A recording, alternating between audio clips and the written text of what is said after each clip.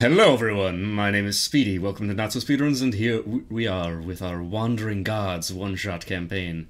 Today, I'm joined by our wonderful DM, Fore. I'm honored. I'm honored. Hello. It's me, Fore. Are you sure you don't want to go first, Speedy? I mean, yes, you're DMing right now. You tell everyone who you are. Oh my gosh. Well, as you can see, I have this, the Dungeon Master's Guide. Woo! That makes him a Dungeon Master. I'm the Dungeon Your Master. ownership.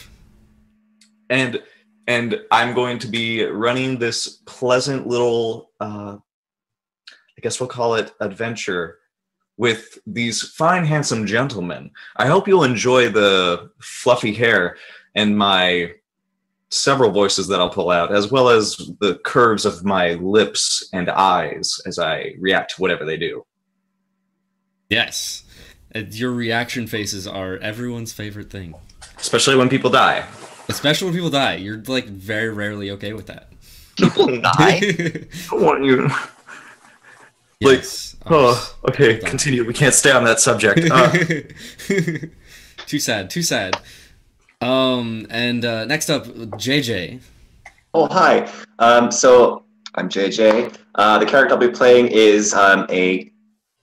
Do you say the class first and then the race, or the race and the class? I've never done this before. Your preference. Okay, so I'm a half-elf cleric named Eric with a K. He is a sage who kind of likes to deal information to both sides. He's like the gun seller who just sells to both sides of the war. So he just gives information out to whoever wants it, whoever buys it from him. So Nice. he's kind of a jerk, but he's fun. Cool. And next up we have Max playing Sir Dreddish. Yes, I am Sir Dreddish the Drow. I've decided that killing my family and all this political struggle has been incredibly fun for this past 100 so years that I've been doing it. But now I decided that I don't want to do this anymore, and I'm gonna just go fuck off and do whatever I want. So Found a band of adventurers and just stuck. pretty much. Started Legit. slaughtering. Nice. Next up we have Mouster Mage. Right. Marathon or Lenny. Or whoever I am. Yeah. So I'm Maelstrom Mage. I'm going to be playing Lenny Bourgeois, and he is a very trustworthy and handsome rogue, and he would never hurt or do anything terrible to anyone. And yeah, I think that's about it for now. He's cute. Yeah. That's Quite perfect. My favorite character.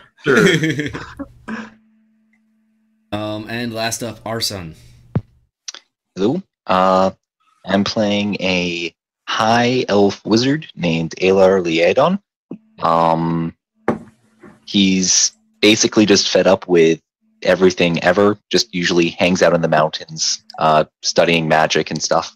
The only time he comes down and gets involved in human affairs is when he needs money for more books or more magic supplies, which is apparently what he's doing now. Right. So you've wandered down and found this troop of people. And I guess actually last up is me. I'm playing a character in this game. I'm not just standing here watching these people be idiots. Now you are. Well, speak for yourself. I am the idiot. You're right. I am playing Drawl. Drawl is a half-orc druid. He doesn't much care for the likes of humans or these people living civilized lives. True peace is found in nature. And if anyone touches a hair on cute Bonnie's head, I'll slaughter him. And that's kind of who Jaral is. Now, which one of your filthy birds is Barney? Let's go with the red one. Oh, okay. Red is a good Barney color.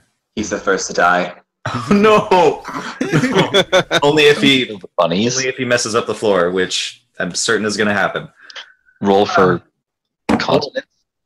Well, Mr. Speed, not so Speed. Is there anything else you need to do before I take the reins? We've gone through who's everyone character is. Why don't you go ahead and start telling us how we got here and where we are now? Well, So, we'll begin at evening. The sun has settled a long time ago. I'm not sure what you've been doing specifically today. Each one of you individuals have your own preferences for what you do when not adventuring. What is a pressing matter right now, which drove you into this place, is the rain. The non-stop pour of bullets that just smother everything outside right now. Thunder is booming, and the only positive thing that has happened today is the Wandering Gods Tavern. My goodness, it is raining so hard. I cannot explain how hard it is raining. And as such, it is cold, and this place, not a lot of visitors. There's some people here and there who probably got drove in here just like you lot, but most of them are just getting some warm meals, some trying to ignore the brief pit stop in their travels. As for the rest of you, you've probably found one of the large tables you've added to your territory, and now a very bright red-haired gentleman comes up and sort of puts his hands on the table, sort of leans down and just looks at every one of you individually, and he says, "Well, what can I get you today? By the way, this is my inn. I'm Simon. Who are you?" He just peers at all of you with these very assessing eyes. He's trying to, like, answer the question himself before you have a chance. Drawl's just going to look at him and grunt. Drawl. Who are these three? Your circus trio? Eric looks kind of offended. He's like, me associate with this man? Alar is going to look at him, just kind of study him for a bit, just say, Alar, mead. And Linny looks up at him and he says, "Oh, you know me, you can just give me some grog. My name is Linny." Grog for Linny, mead for that one. Do birds need a drink as well? Do they need what? Dredish is kind of offended because he's not treating him like the royalty he is. And he's like, "Of course, you should know who I am. Why should I even have to announce myself to one such as you?" Well, it'd be nice to know whose name I can put on the plate. Ugh, I have to introduce myself to everyone. I am Dredish von Killiumore, and yes, that name is very accurate. I see. I get lots of people like that here. Luckily, most of them have money. So, anybody actually having dinner tonight? Are you getting a room? What's happening here? I'm sorry, have you seen outside? Of course I've seen outside, but I'd rather to know whether I have to kick you out now or have you linger in here. You know, not many people in here have swords or birds or a stench. And You Linny, talking about me? It do you good to have some stench on you. You look like you haven't been outside in ages. Well, not really. This is a great place on the high road. When you're in between, Waters Deep, Daggerford, everything comes to you. In any case, I'll start you guys off with some drinks. What are you doing on the road at a night like this anyway? Traveling for work. Oh yeah, what kind of work? I've seen people like you before. They come here all the time. Why do they come here all the time? Is there something about the sign out there? Is it drawing you people in for some reason? Maybe it's the rain. Eric remains quiet. Yeah. Well, in any case, watch the birds. Don't let them poop on the floor. Too late. Oh. He sort of rubs a boot into the one little white spot on the ground, and he just smears it. And then he walks behind the bar, goes to grab some stuff. And do you guys want to do anything in the meantime by chance? Lenny wants to look around to see if there's any women in the bar. There is. Oh, Oh, Lenny. And I say there is because there's a woman in the bar. She is if you, now this picture is like not obviously like, oh, this is what you see. This is the painting that, yeah, there's a woman standing beside one of the stools. She's opted not to sit. She seems to be very wealthy in terms of, her garb. Human woman, you can tell pretty much immediately. She has very short cropped hair.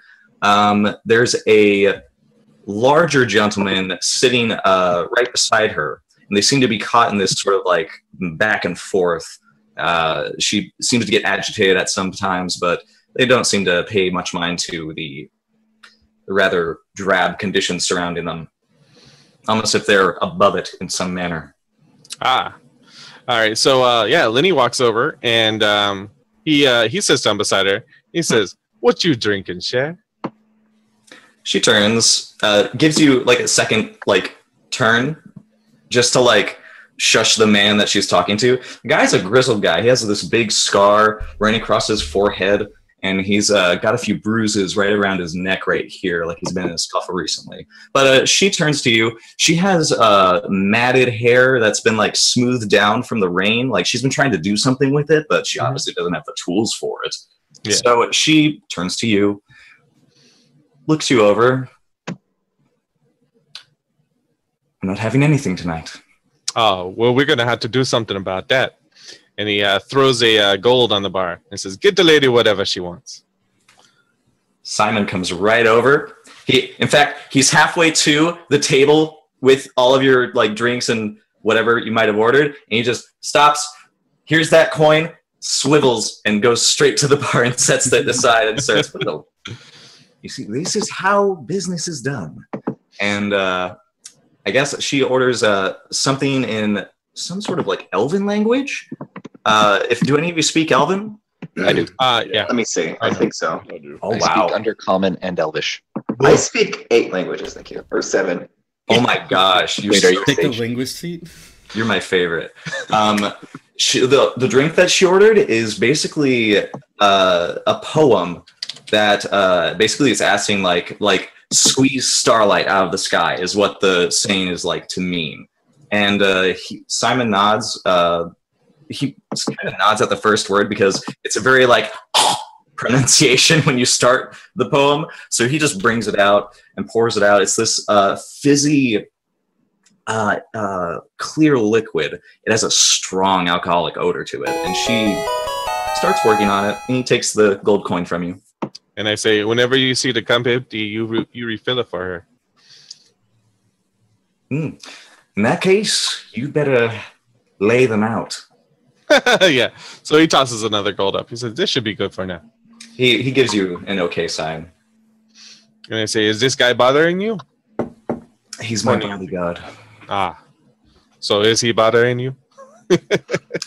She can't help but smile. And she's like, "Ooh." He frowns a bit, and he doesn't say anything though. He just sort of observes the two of you. She shrugs and says, "Well, business is business, and there are better places I'd rather be, but this is expensive cloth. I'd rather not wring it out the next morning." And I say, "Oh, I understand. So why you be needing a bodyguard, a sweet thing like you, Cher?" Well, it's the road between... It's the high road, friend. I know there's guards walking around, but I can't be too careful. Ah, this is true. After all, there's been...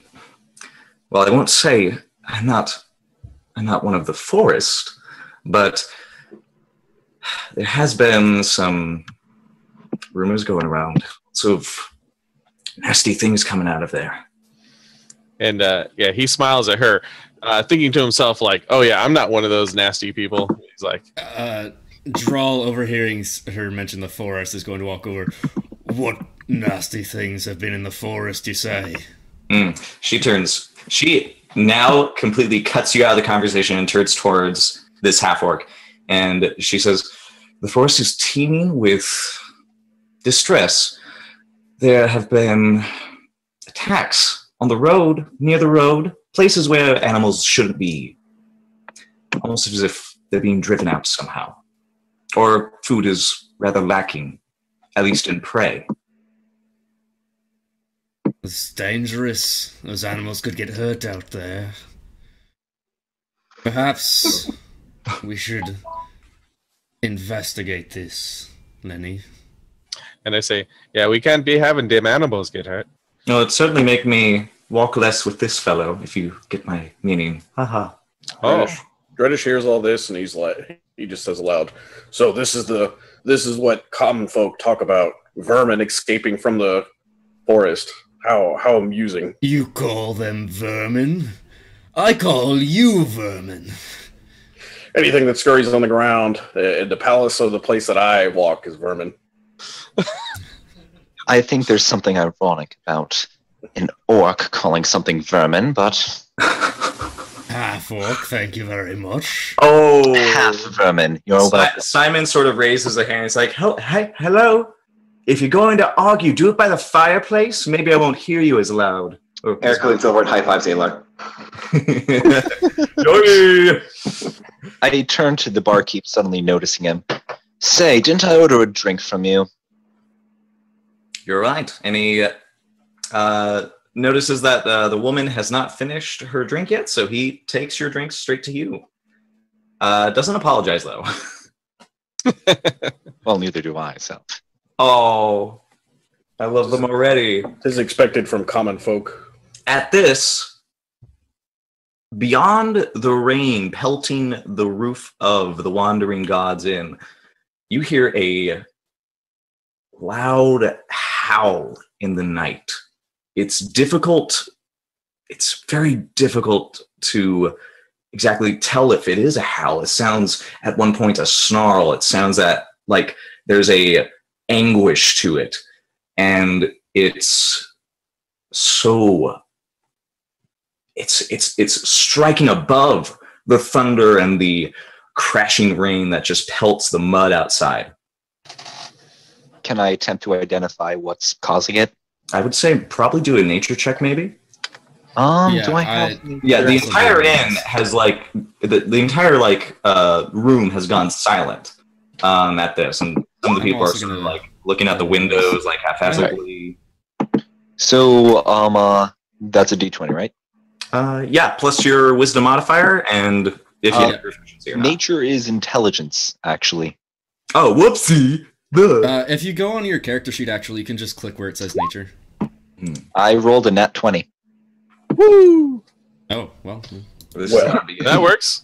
This is how it begins. You know this wolf more than I do. This is not a wolf. Oh. This is this noise is like a anguished scream. It has meaning and purpose to it. It's close by. It's so close. You also are able to, you can't identify much about what creature, I can't tell you what it is, but I can definitely tell you it's not a wolf. It is not a bear. It is not any forest animal that you are familiar with. It sounds uncommon to this forest, this plains. It's unlike any animal you've heard yet. It sounds almost like a person, if that makes any sense. Is the time of day dusk or night? Oh, it's pitch black night. Oh, okay. Can I go through the window that the noise came from? And yeah, give me a perception check, because the rain is it's hard to see through the window at this time. Okay. I also have advanced dark vision. Oh, you're so good.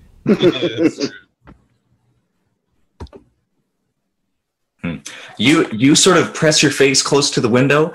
The rain and water is just running down it, so it's just, you can't pick out anything very specific, but you see a dark shape coming down from the forest into the road. You can't really make out what it is, but you definitely see it stumble. it crawls on the ground. It slips. It's like trying to get up. It's like desperate, and you see it like just the mud is just making this a miserable effort for it, and it heads straight to the inn. It is just trying to get to the door before it goes out of view. I say it seems like one of the miserable creatures that is beneath my feet is having trouble with the rain outside. That's why it's screaming. At that, all of you hear and feel a loud thud against the door, and you hear some frantic beating on the door, and you hear a loud voice just calling out in a panic. Help! Please! Help! Anyone! And it's just hammering on the door. It's trying to it's almost as if it can't open the door for some reason. I'm going to have my hawk familiar, which is perched outside, kind of go around and see if he can see what's at the door. And then you just left him in the rain. Yeah.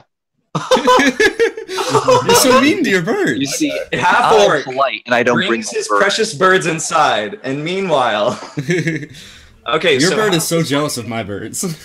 It's pissed off. It's just got its little hood, and it's just like. It's a grumpy bird. Okay, so can it tell you what? Say it's an angry bird. Yes, if it's within 100 feet of me, communicate telepathic. Okay, it sends you a feeling of surprise, a little bit of wariness, but then it immediately sends back the scent of blood, the scent of warm, fresh blood. It's very wary, but it doesn't seem panicked. It doesn't seem on edge. It just feels like it's very wary of the situation, almost a little bit confused, like it doesn't know what it's looking at. So, since it can communicate with me telepathically, can I see what exactly it's seeing?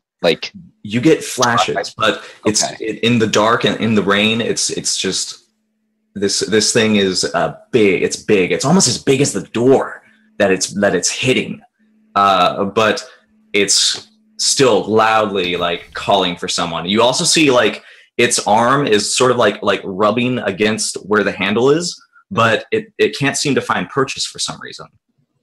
Yeah. Lenny stands in front of the woman and says, "Don't worry, I'll take care of this." And I walk up to the door and I pull out my swords just in case. Mm-hmm. And I open it. You open it. Immediately, you have to take a step back because what falls in front of you is easily about as heavy as as it's as big as that guy, the woman's bodyguard, and it is hulking. It slams onto the floor with a wet thud, and you see immediately that this is not human. This thing is covered in wet, shaggy, mudded fur, and it has it's bloodied. You see the dark blood is mixed with some white, what must have been white shaggy fur. You also see it has a big thick brow and just jaws. And allow me to just go ahead and toss this in here. You see in front of you one of these hulking things right here, and it collapses into the Wandering Gods Inn. It's like a puppet show. Yeah. Oh, I know. No. Do I recognize this thing? Do I? Check, if you will. Does anyone? Nature check? Yeah, I mean, you might as well. If you want to. I do. Oh. Let me just. What is with everyone but Dral knowing about nature today? I recognize it easy. personally. Okay, so who got the natural 20? Me. Max. Okay, Max, your character must have had some kind of run-in with this sort of creature before. It is what's known as a quaggoth. They are denizens of the Underdark. They are hulking ape-like creatures with long, muscled arms. They're very strong, race. You don't know much about their history or their culture, if there is any to speak of, but you do know that they there's wild tales about the Quaggoths of the Underdark, and that they very easily become enslaved by the Drow or by darker creatures that live down there. That would actually kind of make sense, me being a Drow. Of course, but it doesn't belong up here. It's very strange that it's suddenly out from it's up here on the surface when it usually dwells below the earth. Yeah, I informed them by letting them know that I've slain many of these. Sometimes they wander too close to like our battles, and or they get used as slaves during combat whenever we're trying to kill each other down there. Oh yeah, but for it to be up here, that's a little serious, maybe. Yeah, these things make great infantry and cavalry. You've seen some folks ride these things. It is out of breath, and it is just wheezing on the floor. You also see that it's who's closest? I'm probably closest. You're the closest. I'm probably slowly backing away, to be honest. Its arm is just gone. You also see that chunks of its shoulders and chunks of its like entire body have like long scratches, gashes, and oddly enough, it looks as though like it has like flesh dangling loosely, as though it's been gnawed at. It's been chewed. It's been ripped apart by powerful jaws. And Max, your character also comes to the realization that Quaggoths are well-known cannibals. Yeah, maybe his own kind is trying to eat him. Can I do an investigation check to kind of see if I notice anything interesting? Sure. He's on the ground. There's nothing you can do to stop you from what you can tell. Yeah. I also I pull him in and I board the door, by the way. You pull him in. Okay. You close the door. You sort of like, you grab like a stool, I guess. Yeah. Or you flip up a table. And Simon's like, oh, what are you doing? Don't bring it here.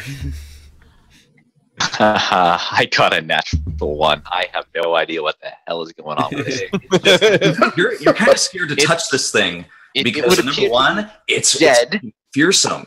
And number two, it looks like it's on like the edge of death's door. But what you can clearly make out is it's like saying out in wheezing breaths, just please help.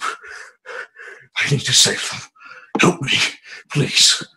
And it's just like it can't even focus properly on any of you to really like talk coherently. I say we better heal this one here, or we better put him out of his misery, one way or the other. Let me see. Does anybody do anything? Because now the woman suddenly starts striding towards the Quaggoth that you were talking to. Oh.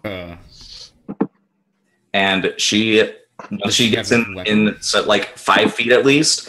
You see her whip out a little book, like a little black book, and she just starts flipping through it. And she starts.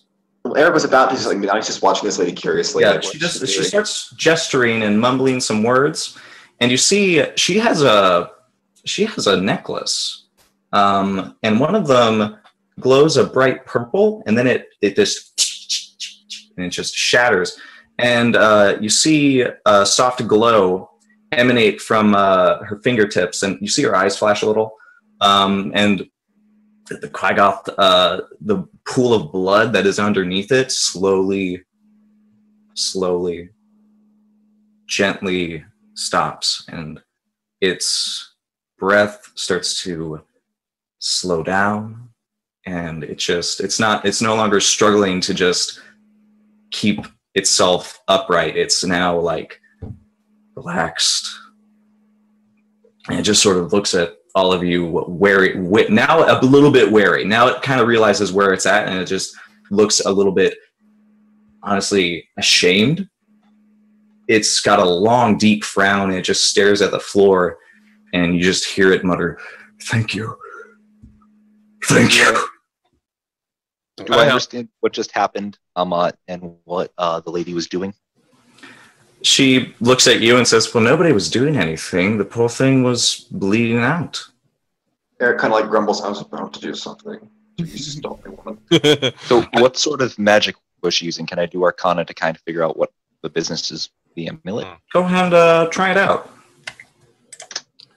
All right, I got a 10, and I have a +6 modifier for Arcana. 16. It's obvious some kind of divine magic, strangely enough. But she seems she's not very well practiced at it. That's why she had to refer to a notebook, which you've never seen many practitioners just, okay, let me see. I don't know. And it was very just a logical, methodic, divine healing that she just used. With the rosary that you now notice that she's wearing as a focus. Okay. I get the creature into a chair. Yeah, try to help him sit up. And... It gets stuck in the chair. As it sort of like relaxes in the chair, and its big meaty arms just sort of like they almost like fall to the floor. It reaches the floor even while it's sitting there. You also see that it has big chunks of flesh. Now the flesh is sort of like kneaded shut, but you see it is almost been literally torn apart. And the arm is now just a stump, just like swaying. It looks to all of you and just gives you a nod, and he says, "Thank you. I appreciate that very much." And I'd say, "What's your name?" Oh, yes. I'm sorry. Forgive me. I am, and he tries to straighten himself up a bit, and he says, "I am Koliosk Mistror, Thonot of the Mistror tribe." And he holds up his stump, as if it was supposed to be a dramatic gesture, but oh, poor boy.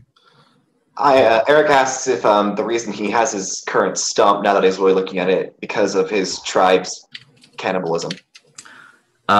He gives you a queried look and says, in a fashion, yes. I'm sorry. It's been a days I've been running frantic through this place. This awful place. And he just sort of like gestures outside the window as if the surface world, the rain, everything just makes clear sense that this place is awful. And Eric agrees. And he says, let me start from the beginning, I suppose. The Mistral tribe, we lived in the Underdark, but it was clear from our old tales we do not belong there. We belong back in the Elven wilds where we once sprang. And the Underdark is a cruel place. I sought to lead my people somewhere they could live happily and freely. And being I, the Thonot, being the sole proprietor of the psionic knowledge of our customs, led us up.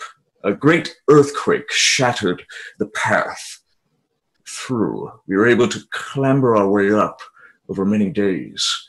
But when we reached the cavern that led to the surface, we were beholden to something that I was frankly unable to defeat. It promised my tribe safety and glory above ground. We had no knowledge of how to survive up there. It promised us progress. Eric cuts in and asks what this thing looked like. He struggles to find the words for it. By the way, everyone make you make a perception check because you're the one talking right now. Who, me? Yes, you. Okay, give me just 1 second. And as this is going, Alar goes up to the lady who casts a spell and starts talking to her. What do you say? That was divine magic you just used. It's a bit rare around these parts. She sort of frowns. You don't look a priest, is what I'm saying. I deal in business. Sometimes gods have business. I nod slightly suspiciously, but I don't say anything to that. She shrugs, sort of pats you on the shoulder, and simply says, just be quicker next time. There's no need to do something helpless. She goes back to sit down and she just observes this creature. She's very keen on trying to understand what it is. And we're attempting to find the perception roll. Thrilling D&D. Technical difficulties. I'm so sorry. I've never done this before. No, this is the joy. Just click that thing. starting Okay. D&D. Yeah, you just there you go. That was me. How'd it go? Hey, That's There you go. performance, not perception. You walk up to it and you're like, is this helping you recover? Just start dancing. I took so- the with my charms. oh man. That was my cantrip. So, as this creature is speaking, and as you're responding to it, you notice that the words that are coming out of its mouth are not common. It's not speaking common. Do you speak Elven? I do. I speak It's many actually, languages. it's actually speaking Elven. Me too. And not only that, it is. You notice that it's like. It's almost as though its words are being understood by everyone around it, as though it's by sheer force of will, it's able to connect with everyone around it so that everybody can communicate. Almost as though the words coming out of its mouth just are instantly translated in your brain as this is common. My guy stands up and he's like, well, he did say that he had some kind of psionic memory storage of his race. Or something. Your natural 20 does tell you that in what you would know as the feral Quaggoth, who is not domestically raised, their tribes do have a Thonot, which is a powerful psionic. They must have absorbed some of the magic that pervades the Underdark. Nobody really knows why or how these psionic powers are given to them. But the Thonot usually is the leader and the most powerful one among them. I want to tame him as a horse. Of course you would. It continues, and it says, "All I can tell you is that my tribe, the Mistral tribe, is not far from here. They drove me out after I lost our bout with this entity, and I lived very shortly as one of the lesser. And they're doing appalling things with those we hunt, with the meat. I don't know what you call those creatures that they bounce around and they have big antlers. Are they? No. I've Are heard they that. harming deer of the forest? Oh how no, it's they're not. No, it can't be deer. I think it was like it's a four-legged creature. It's a halfling, right? They're big and Deer. fat. Are we playing 20 questions or will you continue your story, Ow. please? Is it Oh, a gosh, polar I'm bear? sorry. Is it bigger than a Yak. bulldog? He waves it away and he says, "Well, they're doing." Regardless, a four-legged creature of the forest is something that is sacred and they should not be tainting. Eric clamps a I hand will on not Gerald's stand mouth. for it. You, green fellow, if you are concerned with the sanctity of the forest and of the creatures that live in it, this is of your concern. This creature, it's somehow commanding the mold, the fungus. It's giving life to dead things. It's performing odd rituals, evil things, not our ways. And I was unable to, and he sort of starts to, you see his big bottom lip quiver and his big, thick, fuzzy brow just sort of like, and he looks on the brink of crying as he says, when I tried to guide them, to tell them this was wrong, well, he sort of just wiggles his stump uselessly. And he says, that's what's brought me here. Where are your people?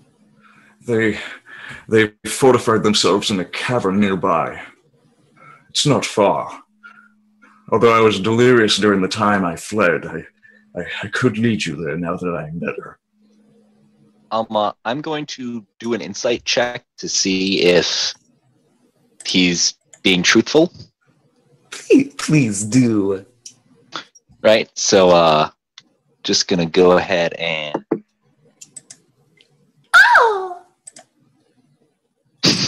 So it's difficult because this creature's you're unfamiliar with this creature.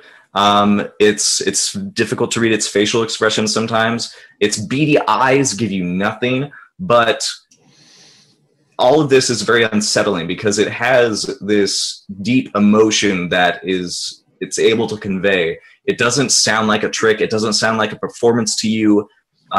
It definitely seems as though it's a bit delirious from its and traumatized almost, but it doesn't seem to be lying to you or trying to falsify what it's telling you. It actually seems like it's trying to dumb down what happened so you can understand.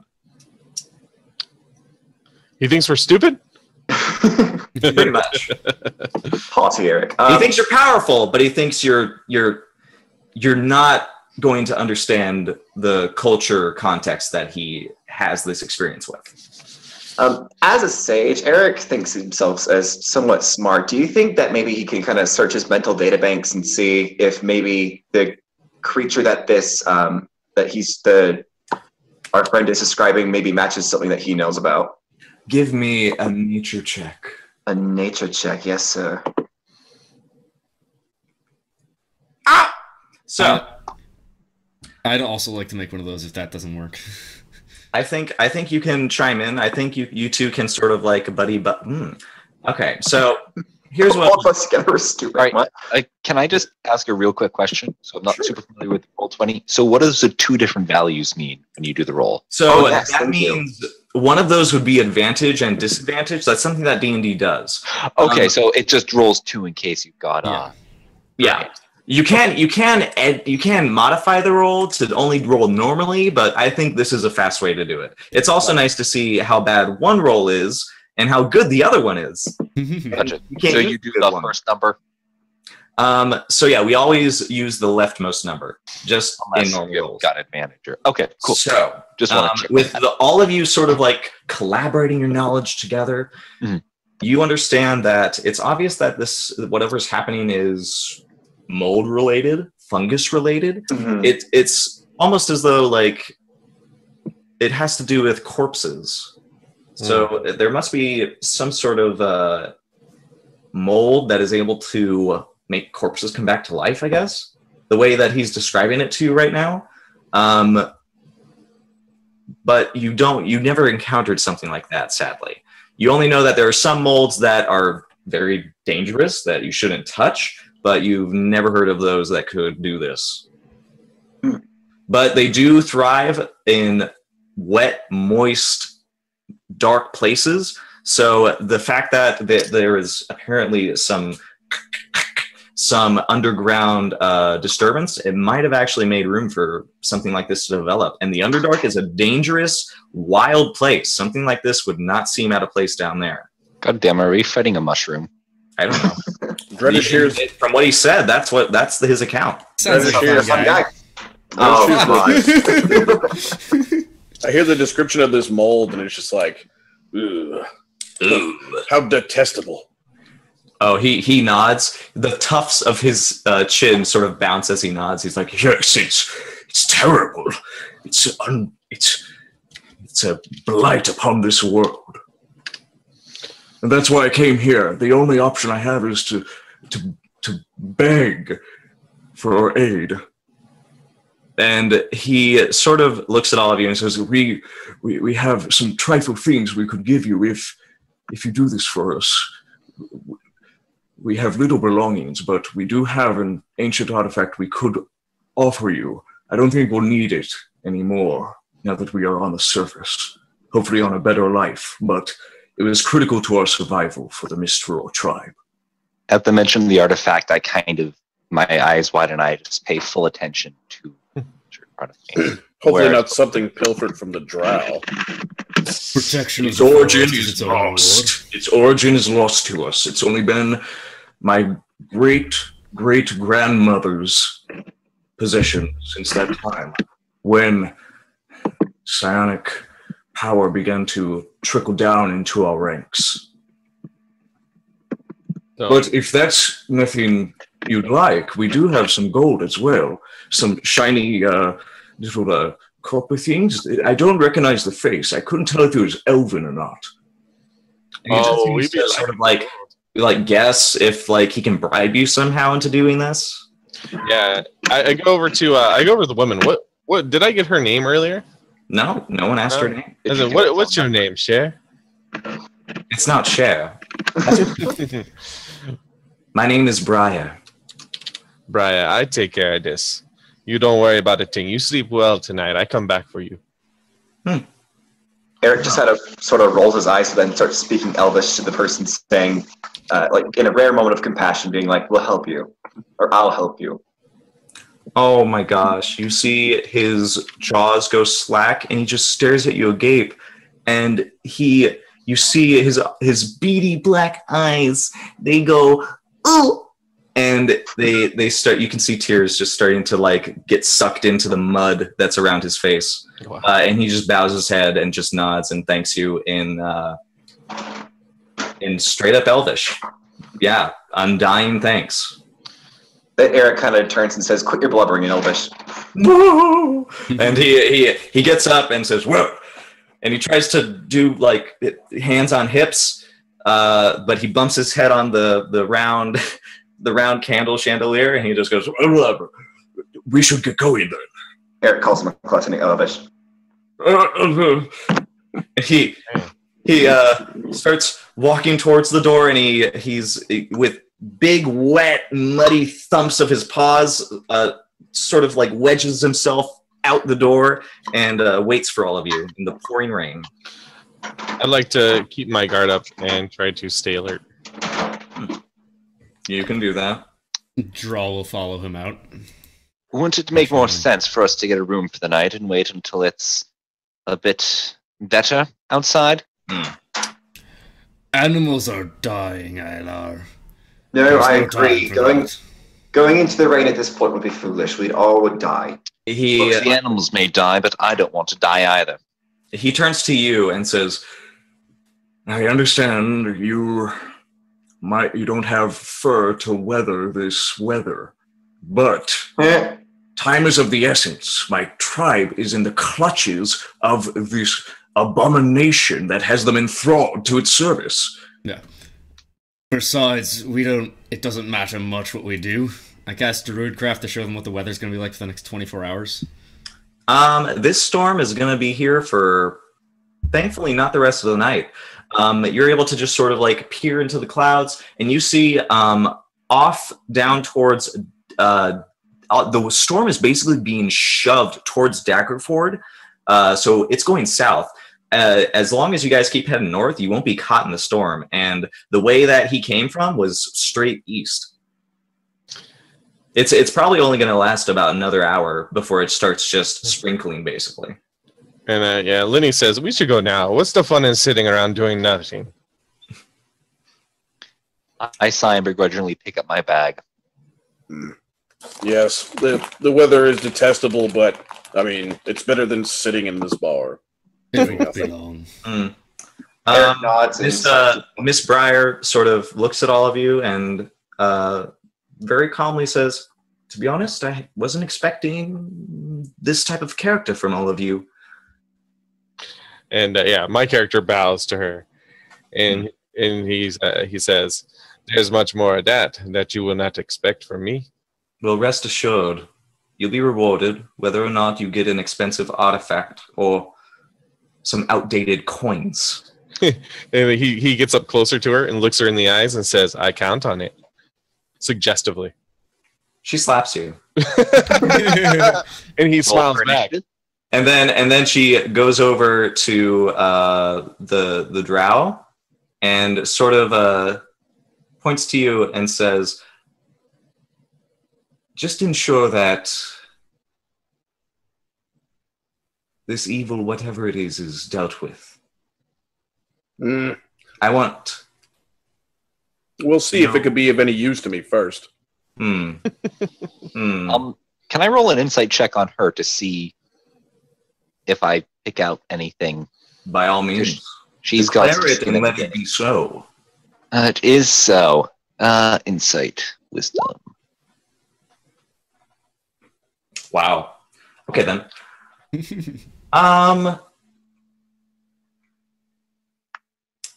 What do you want to know? I want to know why she has a stake in this. Because she's obviously not just a traveler here doing business.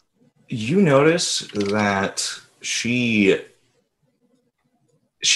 wearing this long overcoat.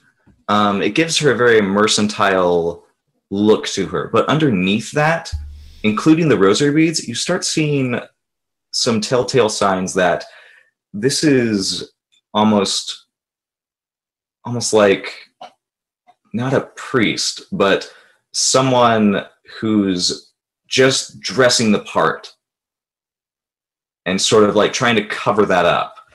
You do also notice that mixed in with the beads, you see small carvings. And these carvings are... Let me find this, because I was not expecting someone to actually do that well. This is actually they're actually little symbols of Timora, the goddess of good fortune. That's my goddess. And you get the feeling that she's going out of her way to encourage this trek. She's invested, but she's not doing it for personal gain. She's sort of doing it for like personal satisfaction. Gotcha. I would like to see if I can pilfer something of hers to help me identify who she is. Go ahead and make a sleight of hand, I guess. Yeah. Well, It depends on where you're going to pilfer. That's a terrible roll there. Nowhere, apparently. Did I have inspiration? No, that was pre-stream. Oh boy, My lovely. What do you try to do? I'm trying to find out her identity. So if she had like some kind of purse or something. The only thing is a book that is sort of leashed across her chest by a thin silver chain. You sort of try to like slip your hand right over to sort of like weave it out or like snip one end. And to your surprise, you feel a sharp smack on your bare hand as she doesn't look at you. She just casts you a glance, the same glance that she gave you the first time when you approached her. And I say, it's quite a beautiful book. I just wanted to see what it was. I approach and shove him out of the way. She thought you were grabbing her ass. You could have jumped in. I didn't roll. Well, you didn't. He was dropping innuendos earlier. I was. Oh yeah, he's trying. He's not. I think she liked me. What do you do? As I shove him out of the way, I look at her. So, what kind of business are you in exactly? I'm curious. She looks at you and says, I already told you. Sometimes the gods have business. And She points to the Quaggoth and says, "Sounds like yours is waiting." She turns back towards the bar and leaves you. Now, and I continue talking to her as she turns away. Mhm. You know more than you're saying. Now, what kind of business person would go into an engagement without knowing everything? Why aren't you telling us more? She sits down, swings herself around onto the stool. The first time she sat down this entire night, and crosses her arms in front of her lap, reaches over for a drink, and says, "There's 1 gold coin here. I'll drink slowly until you come back. Maybe then I'll have an answer for you. Like all things, even business, it requires faith." She just drinks it angrily. A little too fast, but then she paces herself, sort of gets her calm demeanor back, and Miss Briar just sets it on the table and just watches. I say in demonic or infernal, there are all kinds of faiths. I don't know if she understands it, but I just say it. She doesn't understand it. She just...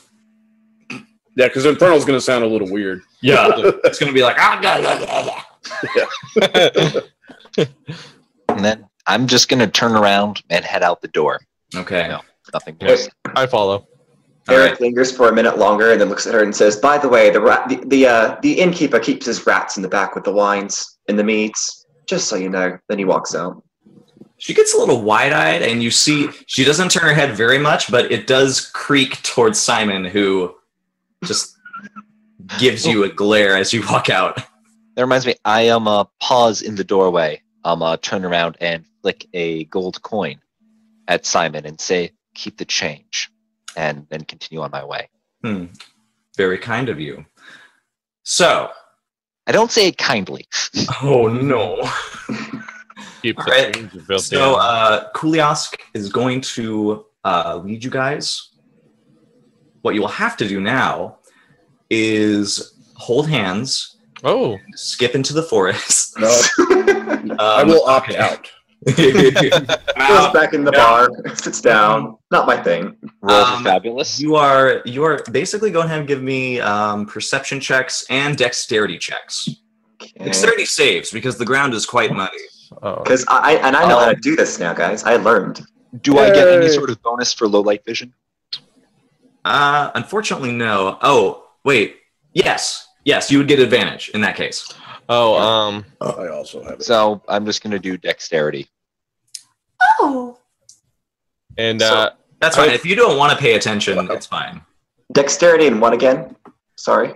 Dexterity and perception, if you will. Perception. And because you just learned about it, I know that there's going to be when they say saving throws. There's an actual. You can look at the category that shows because you can click the big ones on the left too. So just. I got a nat 20 on my perception roll. nice. I saw The entire forest lights up. I saw. It was very well done. Thank you. I will be right back. I really have to pee. So Hey, I have to pee too. This will be a second. I'm very sorry. Okay. No, it's fine. I need more drink. perfect timing. Yeah. No complaints. I am also. Wait, banter! Banter! Banter! Ayami. That's just how I roll. What? I'm sorry. Banter. I have to get more drink. Also, as we're walking through this forest, I'm just gonna say I'm gonna be casting Produce Flame. Nice. So I just conjured a small little fireball in my hand that I'm holding in front of me, and trying not to let it be put out by the water. Yeah, we could get the drow to do dancing lights, which I'm pretty sure my character, since he knows them, would probably ask him to do it. Yeah. That's fair. But I think he just got up to go to the bathroom too. He's gone. Everyone's gone. As soon as Adric gets here, everyone leaves. Sorry, Adric. You had to walk in on this. I actually also kind of have to pee, but I don't want to leave you here alone. Since this is my stream. That is fair. Well, he's back.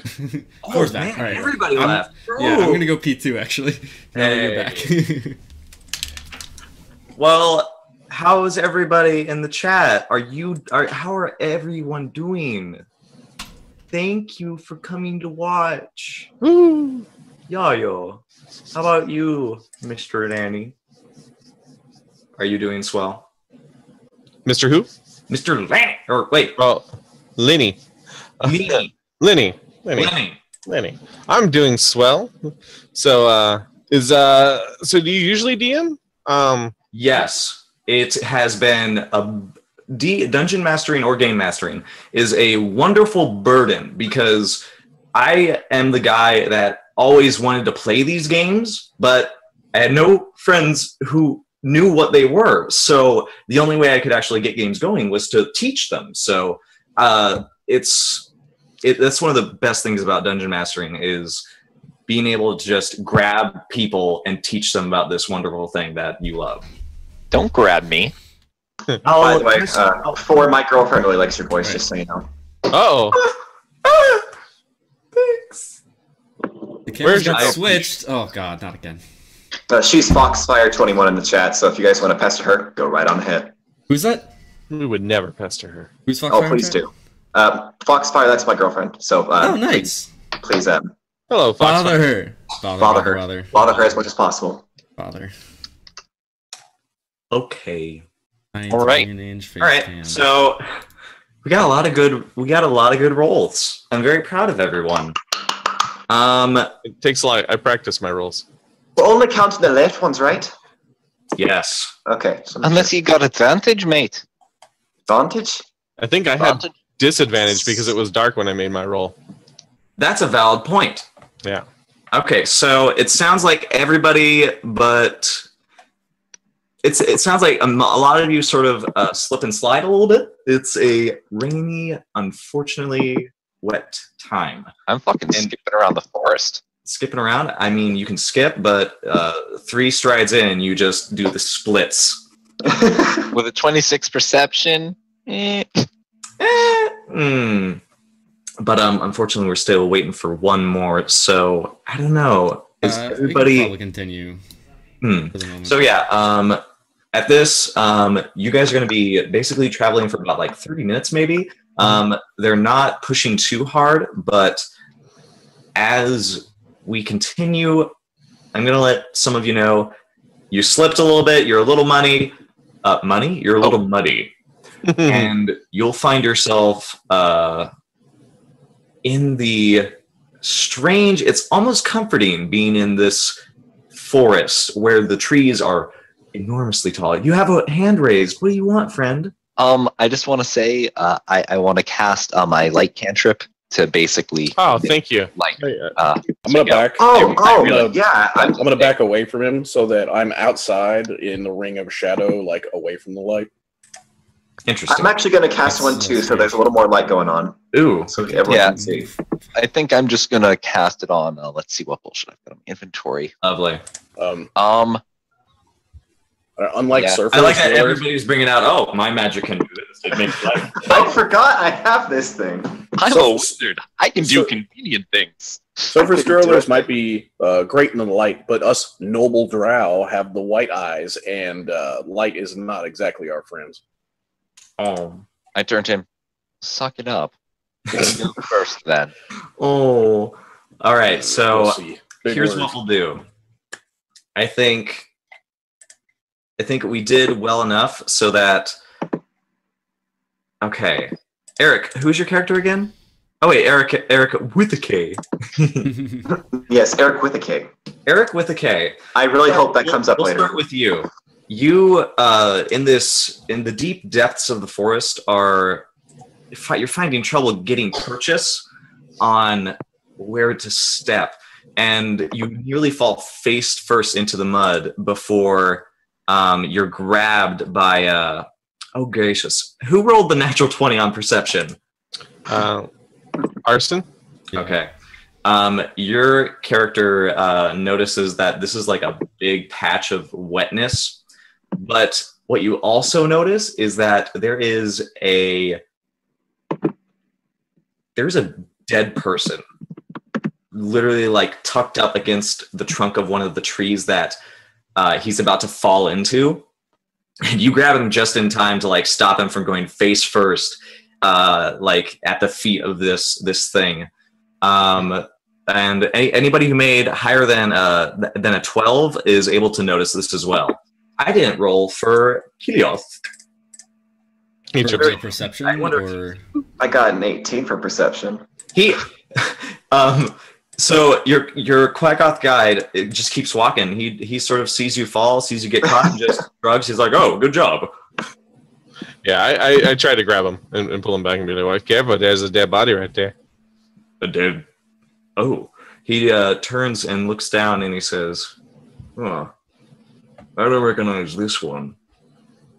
No, I didn't. Eric almost like flabbergastedly in Elvish. This one? There's more? Yes.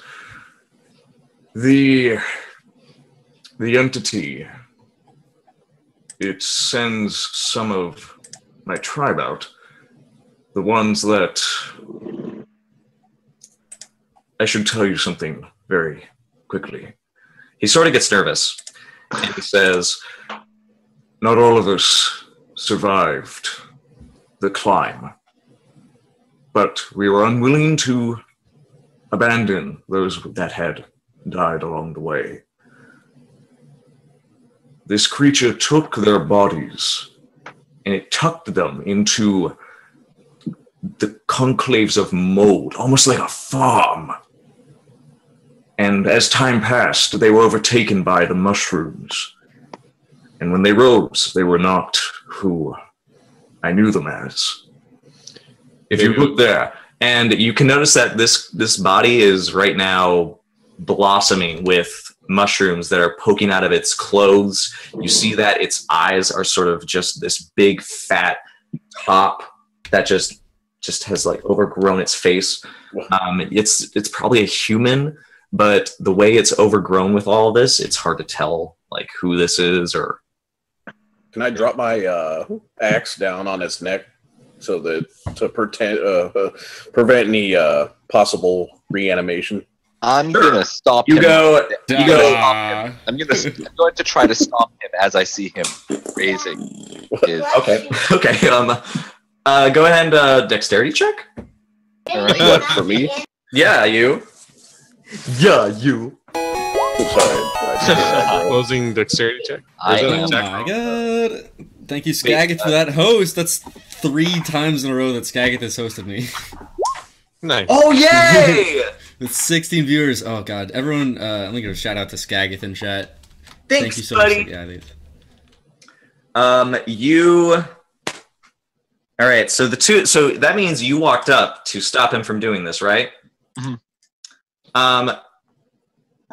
This drow is just. Wait. He's battle hardened. When he decides he's going to hit something, he's going to hit it.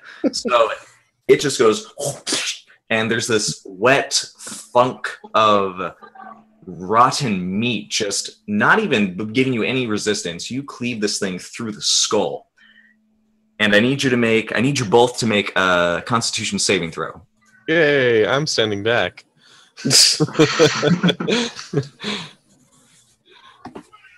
oh man. Well, it's like the same roll. Okay. Both 11. You thwack and you rip the battle axe, right? Yeah. You rip it Two-handed, out, too. and you look proud of yourself. You're like, it's dead. I made sure. I shout, "You fool!" and cast my what's it called? Firebolt, cantrip, and basically incinerate the corpse. Okay. Don't even roll for it because you go, you fool! And you catch this thing on fire. At that point, you notice that the mushrooms actually quiver after the blow was made, and they suddenly start to, and they pop almost, and your fire just ignites the air around it, and both of you inhale or are just almost coated in this smogish spores, basically. You take some damage because that's not good enough. I'm so glad that I brought you, Max. You're so much fun. So Well, the, you know I gotta hit stuff with an axe. I have an axe. Oh man, this is great. So me trying to incinerate the spores didn't help? You did it as it happened. It just sort of like the blast of it just kicked up the air around it and just blasted you guys in the face with it. It's gone now, but you take 3 damage each as you're suddenly, your nostrils and your throat burns from what you just inhaled. Just like the activity that happened in that split second of wham, just kicked up some spores around you guys. The rest of you do see this, that the mushrooms that overtook this person sort of kicked up. Don't bring that in there, you. Eric looks at the two of them and then starts swearing at them in Draconic. Hello?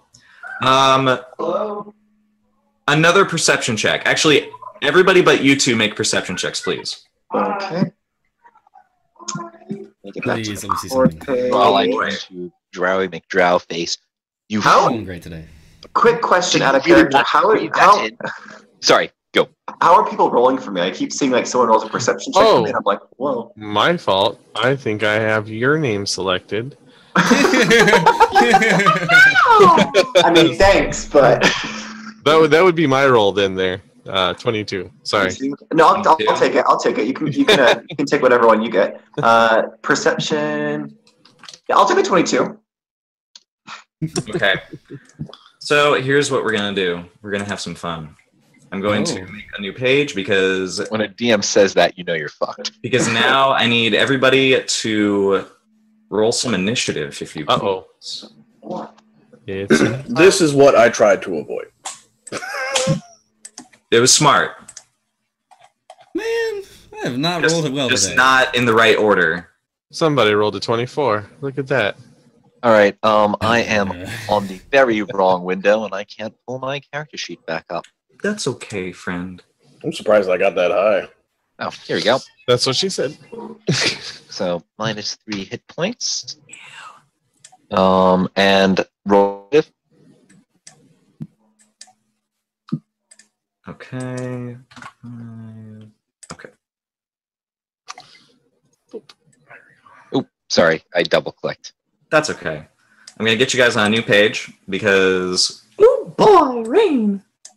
Eric's confused as to why the battle music start playing. Oh, dang it. I never prepared battle music. I'm sorry. It's okay. He provides his own. Let's open up to song requests, and I'm No, that's a Yay! no. Let's not do that. All right. you know I totally request safety dams, right? That's the Yes. That's perfect, actually. Oh, God. So, Someone last time I had song requests, it was just a bunch of Veggie Tales that people kept requesting. So. Nice. I mean, it was pretty sweet, but Where like, is my hairbrush? okay, so I'm just going to do some basic initiative. Oh, okay.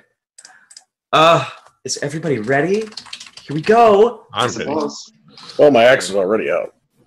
So I'm right now, unfortunately, maybe we can do the token tracker. So if there's room, go ahead and like slap a token down there.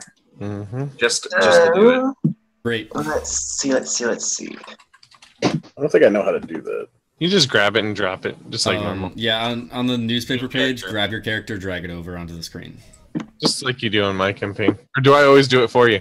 Yeah, you always do it, and like it doesn't like I can't really drag my. Oh wait, Yeah. I think maybe I did. You got it? I don't know if I have a token.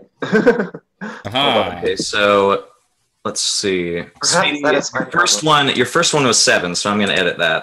Aw. You're not getting away that easily.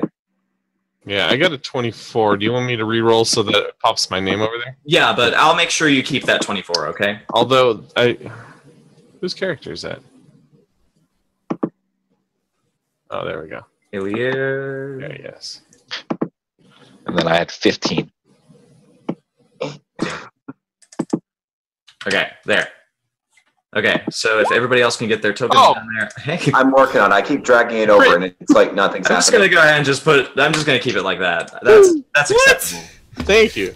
He gets It's to only do one that, point. but I can't keep my 17. But It's only 1 point higher.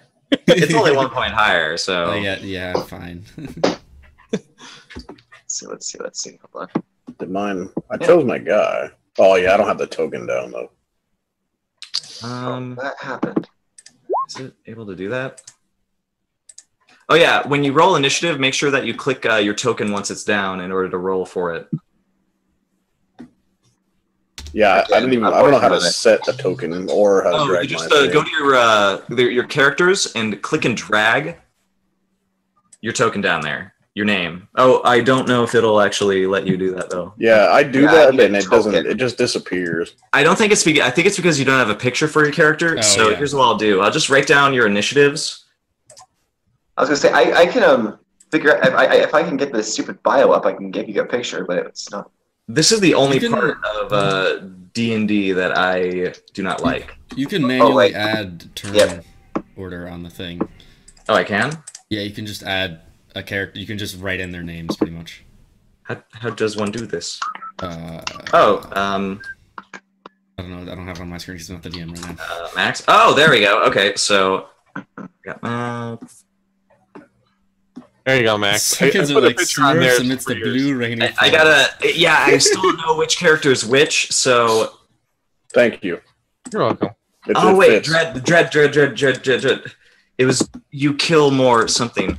Sir Dreadish. Okay. Yeah, I put a picture on there. Yeah, I've got a token on there now. Here, I'll roll on it. I think you're a Chinese. Yes, a Chinese woman. Yes, that's the first picture I saw on my hard drive. So. Let's see. Your initiative was 14 initially. 14, yeah. We'll get that set. It's pretty much the same place that it's in right now. Because I'm above those guys, but below. Yeah, but you don't know what their other enemies might have. That's true. Oh yeah, I guess that's true. Crazy. While you're doing this, can you say what we saw the enemies might be? Yes. So you guys basically are able to notice that there are surprisingly more, like, just because of the overgrowth, there's like more corpses that are suddenly rising from the brush, and you see the Quaggoth get low, and he crouches and he like lets out this long snarl, and he calls out to you just to prepare yourselves. There's things, and he lets out this. Okay, so let's see. I think he got. You got 14. Good job. But whoa, jeez. He did not get a 41. That's a lie. How do you even get that? A lot of bonuses. A lot of bonuses. Okay, so I actually have to roll initiative as well. These things. DM initiative. DM initiative. See, how many of these fuckers are there? Right now, that many. Okay.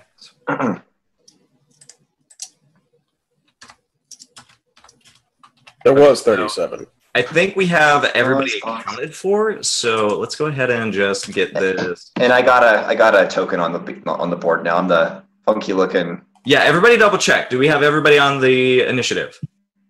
I don't see myself. Okay, so we'll start with the first one, that 24, which is that guy natural. Oh no, I'm not on the list. Yeah, we know Eric. Oh, you're not on the list? Eric with the No. What did you roll as your initiative? I actually put my token down on the board, but I rolled a. I gotta find it again.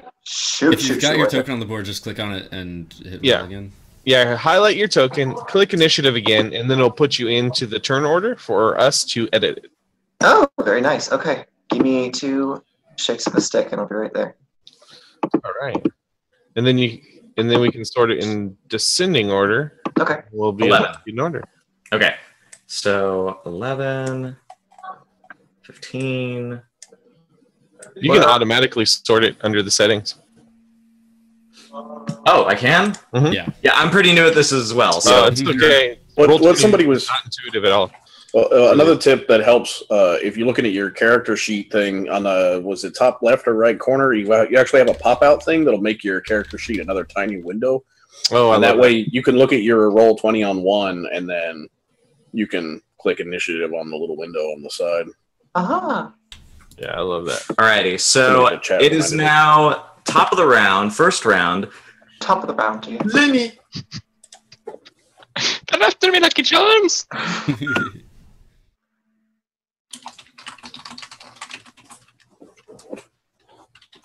Oh, go. What do you want to do, sir? All right. So how many of these things did you say there were? You see about 3 surrounding you. The one that you just that thing's dead. You see 3 that rose up, and you also, I think that's it. You just see 3 around you. They seem to be humanoid corpses, but they look rather stiff as they rise up. You can see they've got vines and grass sort of like clotting their like skin, and you definitely see mushrooms and other fungus sort of like coating their exposed skin, poking out of their clothes and all that. I think what I'm going to do is I'm going to take a ready action.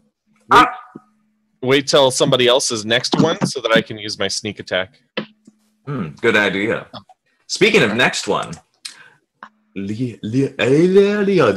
Book Buddy, what would you like to do? I'm going to just quickly take a look around and make sure it's only those 3. Give me a perception check. All right, and do I get advantage because I've got night vision and I'm also holding up a giant flashlight? Very well. You have a flashlight? I cast. You're ruining my immersion. Yeah. This was a whole big thing. So you know what deer look like, right? Yes. There's a deer barreling straight towards you guys down the path. Its antlers are down, and it's sort of like it's like awkwardly running straight towards you guys with its antlers down. It's a little ways away, but it's coming. You see that it has, like the corpses, it is riddled with fungus. You see mold, like instead of fur, you see mold in some places. You see its mouth has this one long sprout just like sticking out. You see its tongue like just flopping along down the sides of its mouth as it barrels towards you guys. Can I roll to keep it as a pet? You'll have to get closer to do that. I don't know that would be an animal. Try petting it a little bit. I'd say you think it's about maybe like 40 feet or so. All right, I'm just trying to get a grasp so I can figure out what I want to do to it. I misclicked that. Don't ignore that. I won't count that because I love you. I love you too. Right, actually, fuck it. I'm going to cast Melf's Acid Arrow and try to attack the... Wait, is there any friendly party members in between me and the deer? I'm guessing you guys are sort of in like a mixed up circle / group, so I'm going to say no, there's not. All right, I'm going to turn and cast Melf's Acid Arrow. All right, give me a range. Wait, does it? Yeah, you got to hit it, so you got to make a ranged spell attack. All right, and that is with my spellcasting ability? Indeed. So it'd be a D20 plus. Are you a sorcerer or a wizard? Wizard, so I'm just going to do an intelligence roll. You've got it. Plus your proficiency as well. What's your proficiency? It's 3 or 2? 2. 2? It's you. I guess you just. How do you cast Melf's Acid Arrow? Like, do you just? Pew! On a miss, the arrow splashes the target for half as much as the initial damage. Okay, so go ahead and roll the damage. So it's going to do 2d. Wait, 2d4. Yeah, so it's a miss. So it's going to like sort of impact it, but it's obviously like it's not going to. The fungus is sort of like helping keep it from getting too much damage. So it's not going to eat just to the flesh just yet. Okay. So it takes 6 damage. Oh wait, it takes half as much, right? No, it normally does 4d4, then 2d. Now I see. Okay, I've got it. After that, it takes a 2d4 at the end of its next turn. That's impressive, yo. It doesn't, because it was a miss. It doesn't take into damage. I've got a couple spells that are really dicky spells that just will keep doing a lot of damage afterwards. So that's your turn. It is now Kolyask's turn, which is I don't know the characters and the. Kolyask is the one that you named. That's your character. The monster. It's the guy. It's the guy who gave us the quest. Whoopsie. With this one arm. One armed Kolyask. Mr. Quaggoth, sort of wheels around to one of the approaching corpses, and he snarls at it, and he just tries to swipe at it with his claws. Oh boy! He swipes again. Oh boy! Wow. Your dear friend here. I like this guy. I feel very strange feelings of pride for Kalyask. Your dear friend here does a total of 18 damage. Oh wait, I lied. He only has one arm. You only need one arm. That's hilarious. Can he Here's what bludgeon happens. with Here's what happens. bludgeon with his?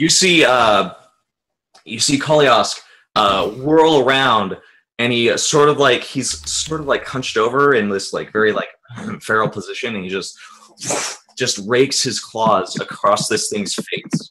And this blow alone sends it reeling and sort of like flailing. He tries with his stump to but it just goes wide in front of it.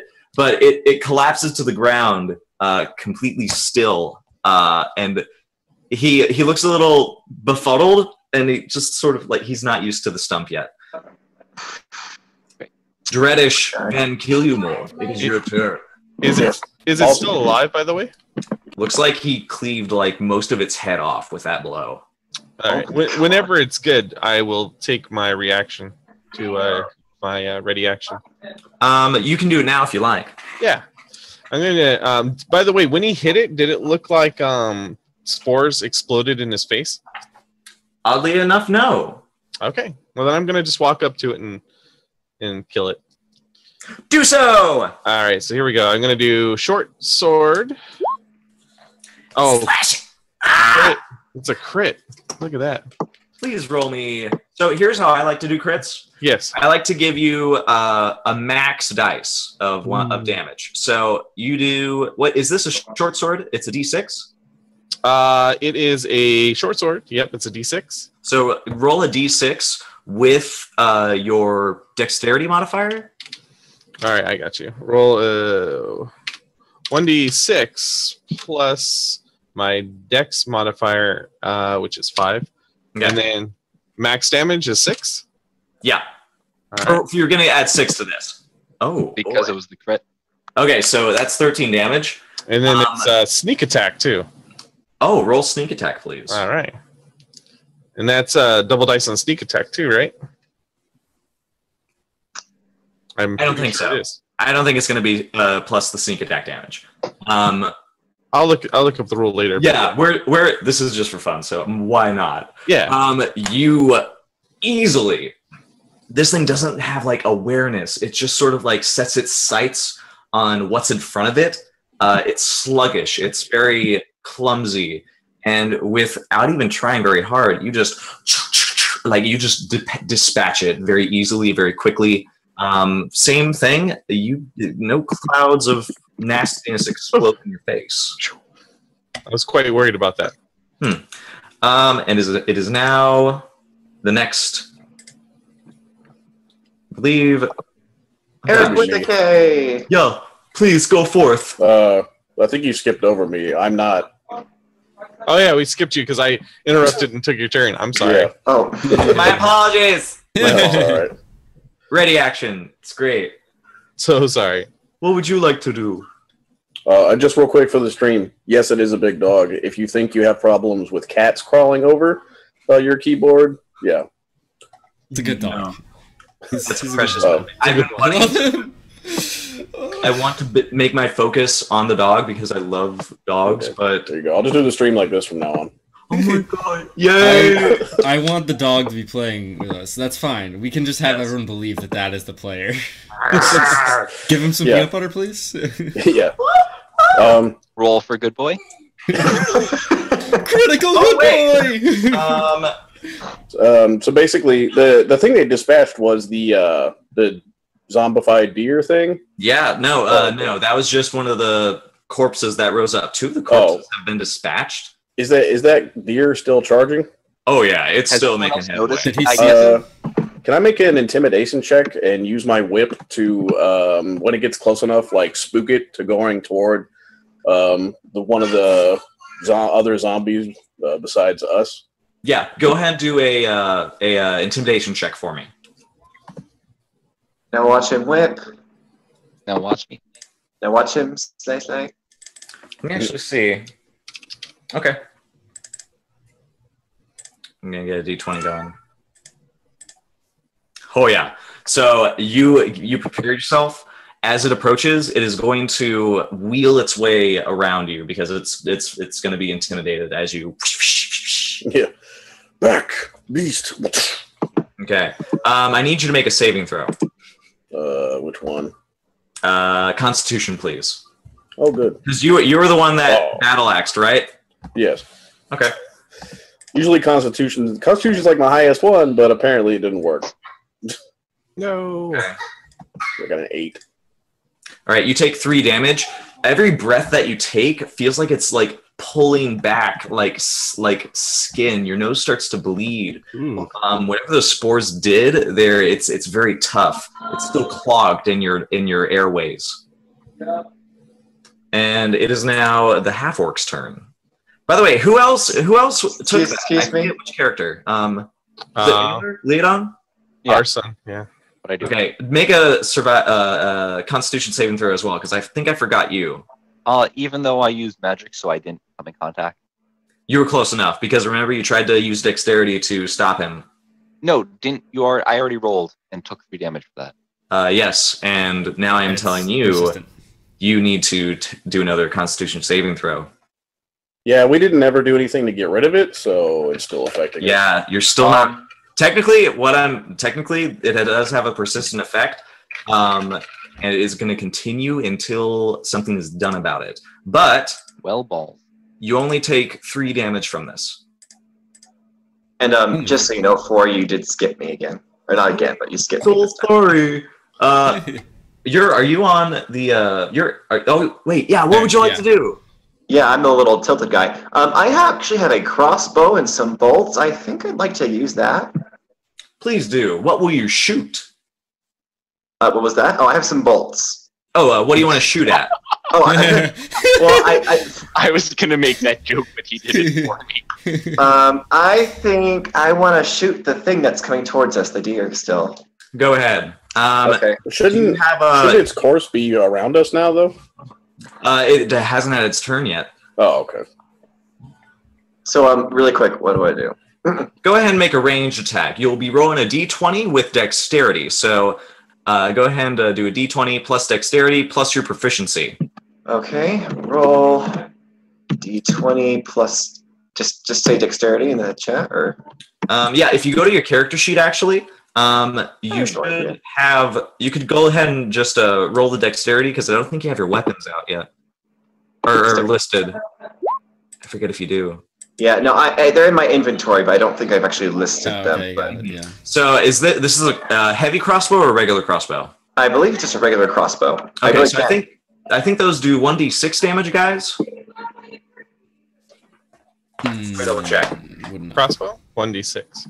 Yeah, I figured. Regular. So you definitely hit. You'll be doing a d6 plus your dexterity. What is your dexterity modifier? My dexterity modifier happens to be drumroll 1. 1. Okay. You shoot the crossbow. It lands cleanly right around this thing's face, like right around here, and it thunks into its flesh. At least what you thought was flesh. It seems to be coated in this thick foliage of disgusting, nasty fungus. Like moss? Ew, okay. Yeah, like this thing has like some.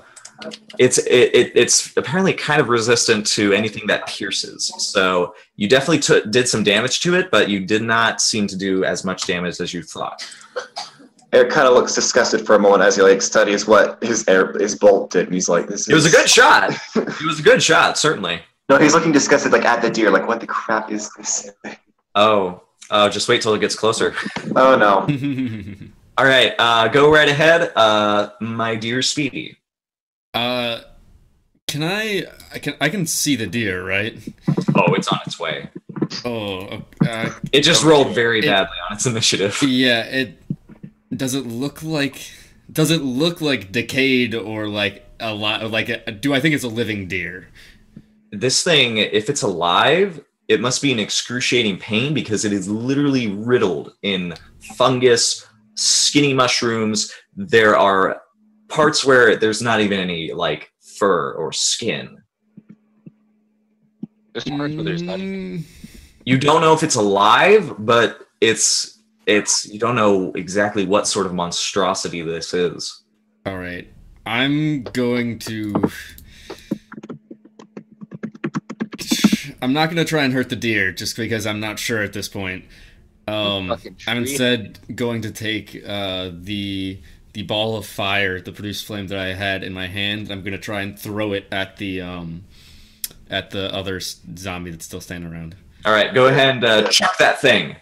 Woo! 21. All right, go ahead and roll damage because that's going to hit. I don't know why it didn't show the damage, but 1d8. 1d8 fire damage. 2. Do you add your spellcasting modifier to this? I don't think you do.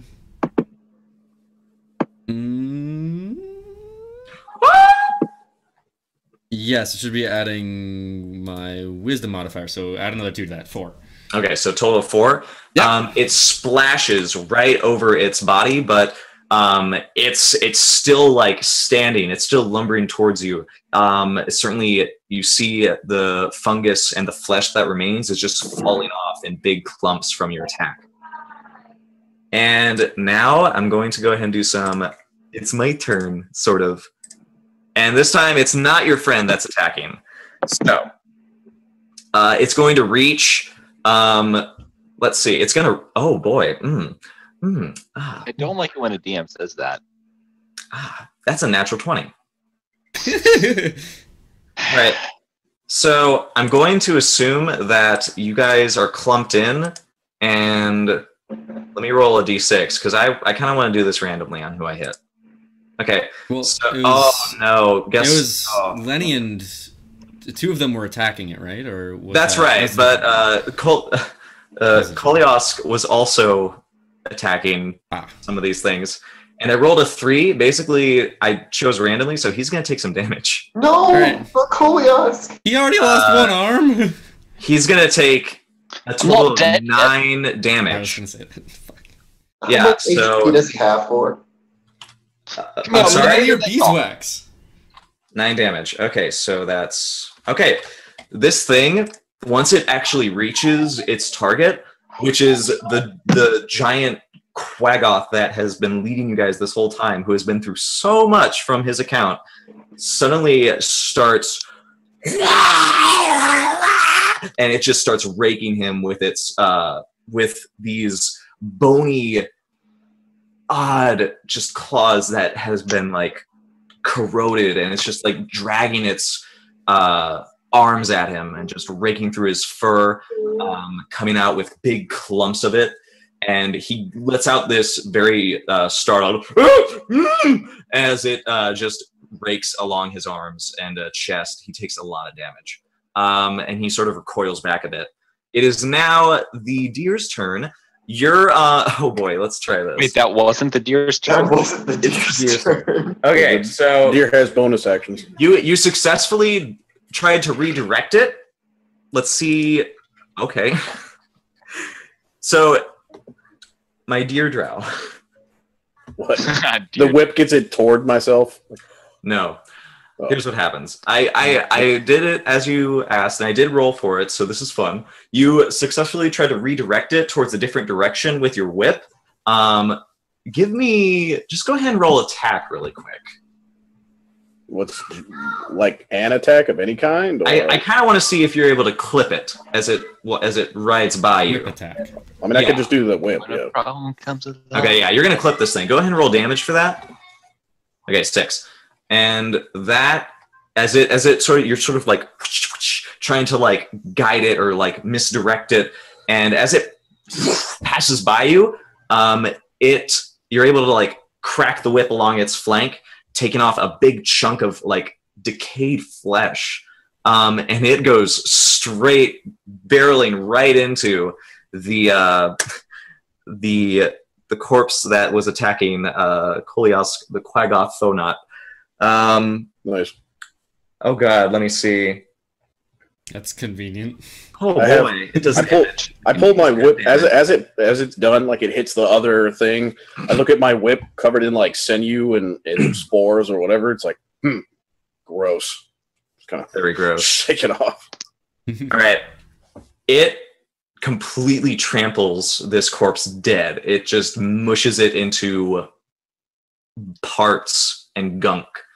As it passes by and wheels around for another spin, you see that its body, right where you struck it with the whip, and also where the bolt slammed into it, you see the fungus start to bulge, and then you see it completely spread over those wounds.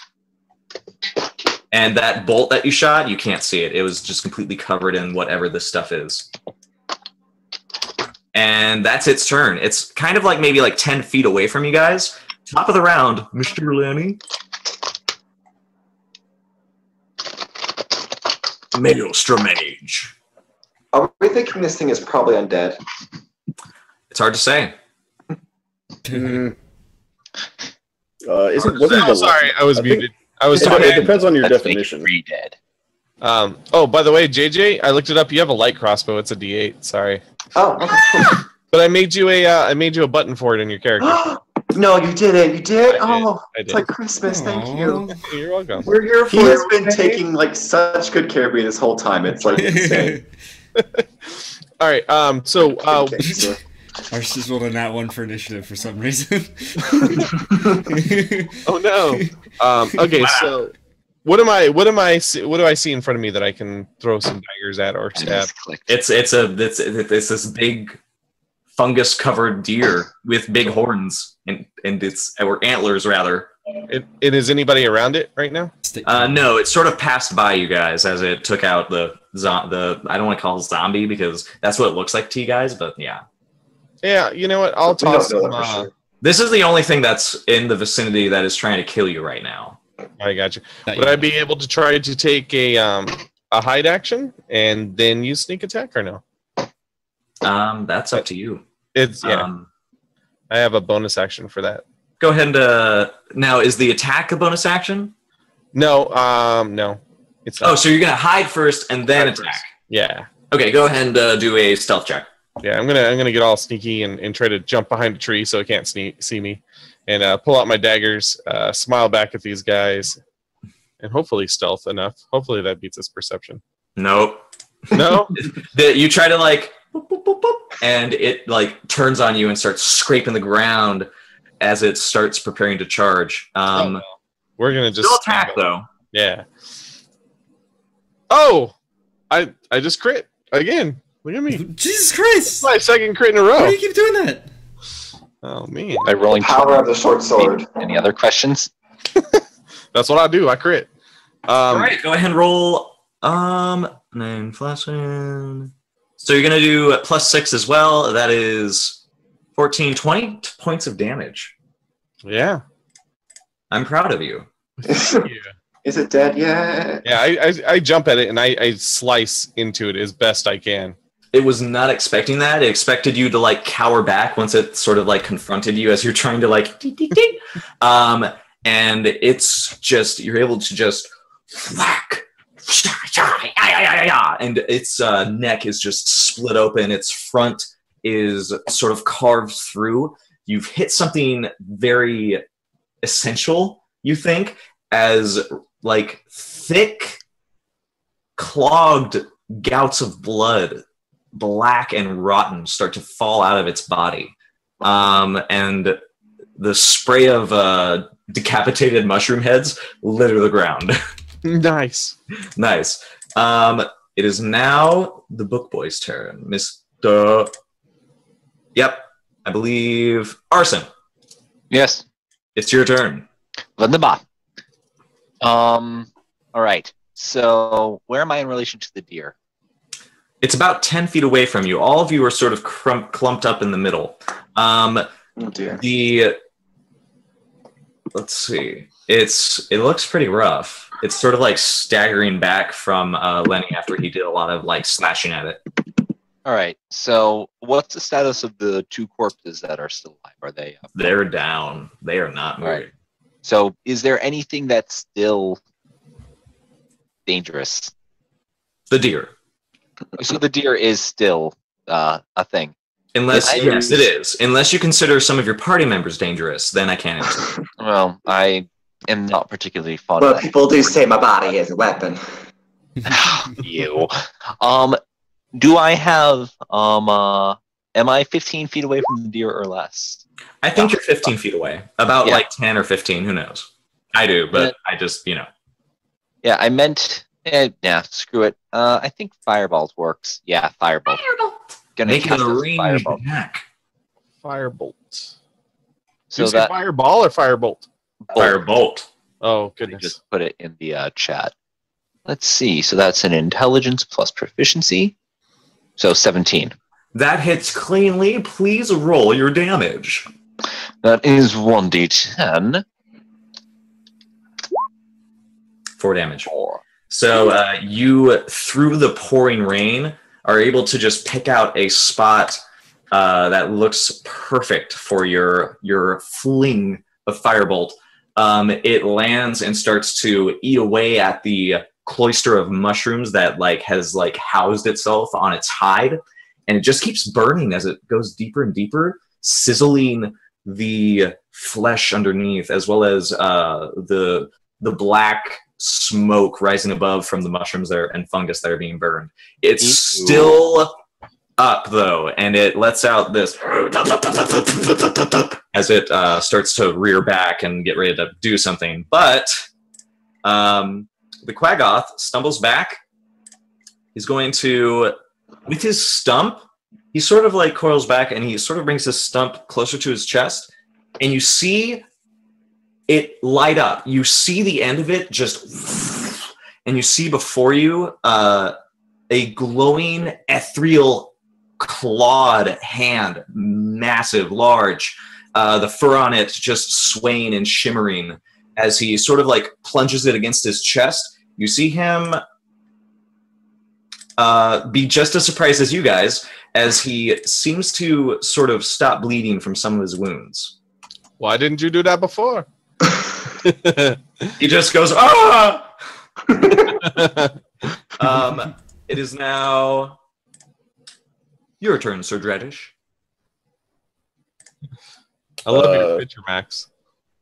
Which picture? Oh, what the chick? Yeah. Is that an accurate depiction of Sir Dreddish Van Killiamore? It is. He's very Asian. The most Asian drow there is. Very nice looking person. What? Is the deer still flapping around? Trying to fix some passwords. It seems to be ready to flop though. But now it's on fire. It is now on fire. Well, that's good. Maybe then any stupid spores will go away. So, great axe. You rush forward, and it dips his head just in time, and your great axe gets caught into its antlers, and it sort of wrestles with you for a moment, but it seems to have deflected your attack. What? Yeah, this thing Still got some fight in it. I'm going to use my skill Great Weapon. Oh, wait, actually. That's for damage dice. That's yeah, I think I have to. Yeah. You action surge? Yeah, I guess I could action surge. Are you sure you don't want to save that? I'm pissed off that I didn't quite get that.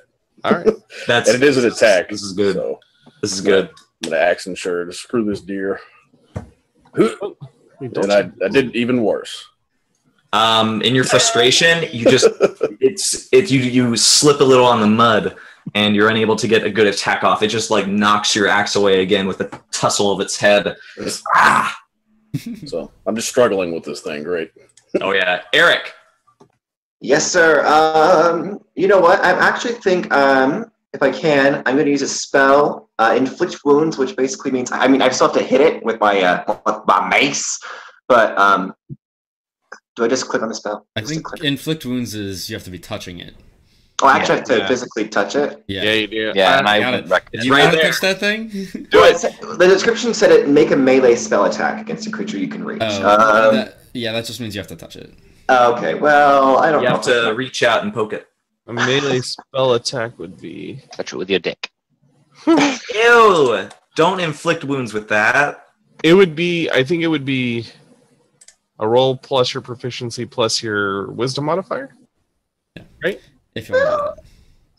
You know what? I'll give it a shot. So we'll see what happens. I'm grossed out, but I I believe suck in it you. up, and I suck it up, and I kind of go and like reach, like almost like bitch slap it.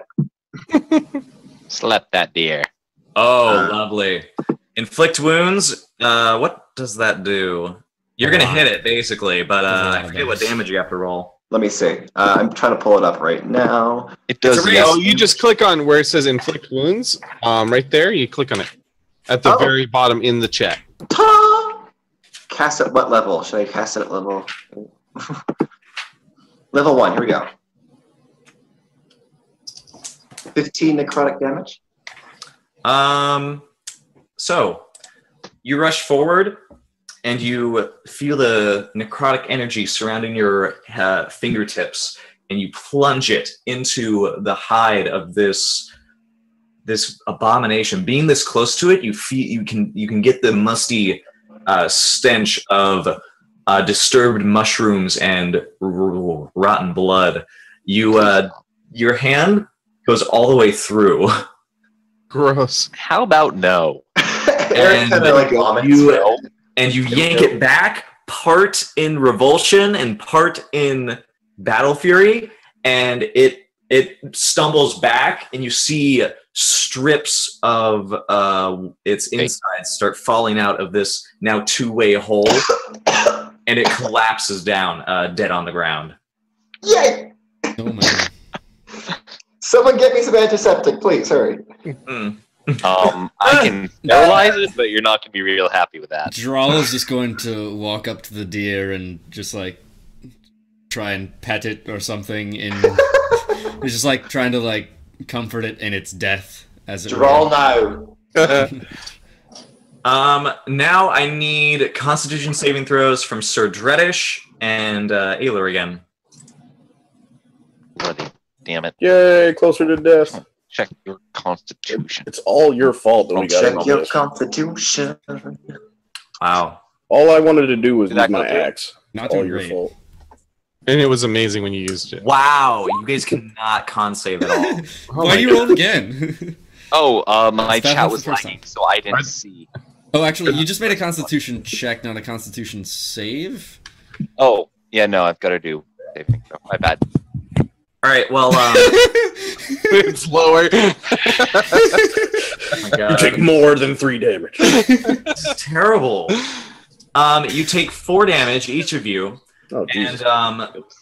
and Kalios sort of walks up to each of you.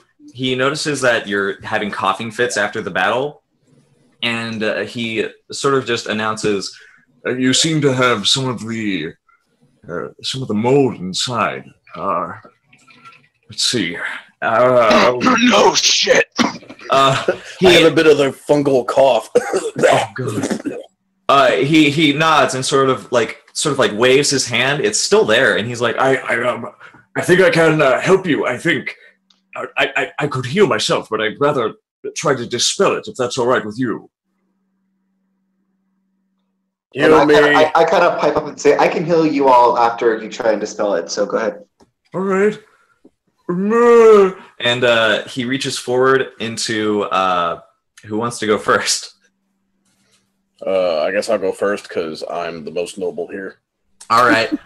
He sort of reaches to your throat, and his clawed mitten just sinks into you. Like its fingertips are like weary, like wisps, and they settle into you. And as it withdraws, you feel like you just ate the most powerful breath mint you've ever had. Minty. And he does the same to you, Arthur. And once again, yours is cinnamon flavored, though. I like that. And he just sort of observes what happened. His glowing, wispy arm just disappears, and he nods to all of you and says, "It was very well done." Oh, sweet. As long as I'm not coughing up blood anymore. Yeah, pat him on the back and say, "Good job there." Maybe you're so useful. Maybe I will. I pat him on the back, and maybe I will try to tame you and accept you into my army. Oh, well, we'll talk about those options after we tackle what's happening. The good thing about this is that my tribe is active. These are obviously the same spores and mushrooms that are in the cavern. That means we're close. I'm going to try to do an Arcana check to see if I can understand what's going on with these spores. Go. In the meantime, I'm also going to... do we have 10 minutes so we can hurry and just replenish ourselves for a moment? Yeah, I think it's 30 minutes, right? Puppy. Yeah. Also, Right, have I been healed? Did the hermit, whatever, restore my hit points, or did it just get rid of the... I forgot to roll for that. So, oh boy. So, Hey. Sir Dread gets 8 points. You get 5 points of health. And I'm going to use one of my hit dice. Okay. Yeah, you guys are going to sit down for like 15, 30 minutes just to sort of, in the rain, just to sort of like get back after this little harrowing bit. Your check, now that you have like an actual specimen, you can sort of get an idea on how this happened and what these things are. You sort of get the idea that in some studies of, oddly enough, herbology, some people had some strange experiences with some mushrooms. These in particular are native to the cold, damp places where they can thrive in the wilderness. This is what is called russet mold. And this is a fungus that is very deadly. Anything that is killed by it, as far as you understand from your readings, it rises once again as a abomination, and it becomes what is referred to as a veggie pygmy. Okay. Maybe we should burn the bodies there. You sort of get the idea that as long as the host is kind of dead, it can't really spread, but burning, it's going to feel nice if you burn them. Do I know if, now that they're dead, are they going to come back, or... No, it can't reconstruct the body. It can close wounds. Please. Oh gosh, it can close wounds, but it won't revive the dead. It as its host is its host. If that body just can't function anymore, then it abandons it. It just it accepts death. Oddly enough. Okay, so we don't have to do anything. No. But whenever you guys are ready to continue. I'm going to use one of my hit dice to restore health. I'm just going to use 1d6. He dispelled that stuff we got? He did dispel it with his magical curing. Well, so we did get HP back. You did. You got 8 HP back, man. You got 8. Yeah. I could. All right. It's only a couple. I'm good. He sort of just looks to all of you and just nods his head in reverence and says, "Thank you. I appreciate all your help here. But I will not stress what comes next. He swayed some of my people to help him. What he's done with them since I was driven out, I cannot say." Probably. Then let's get the move on. Okay. So, all of you press forward, and not long after that, you are brought to the mouth of a cave.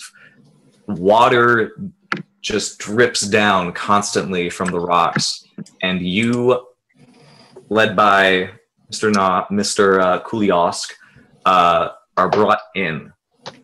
you enter a spacious cavern. You find that it is damp and it has a very thick, musky sort of scent, as though there's like an animal living inside, several of them.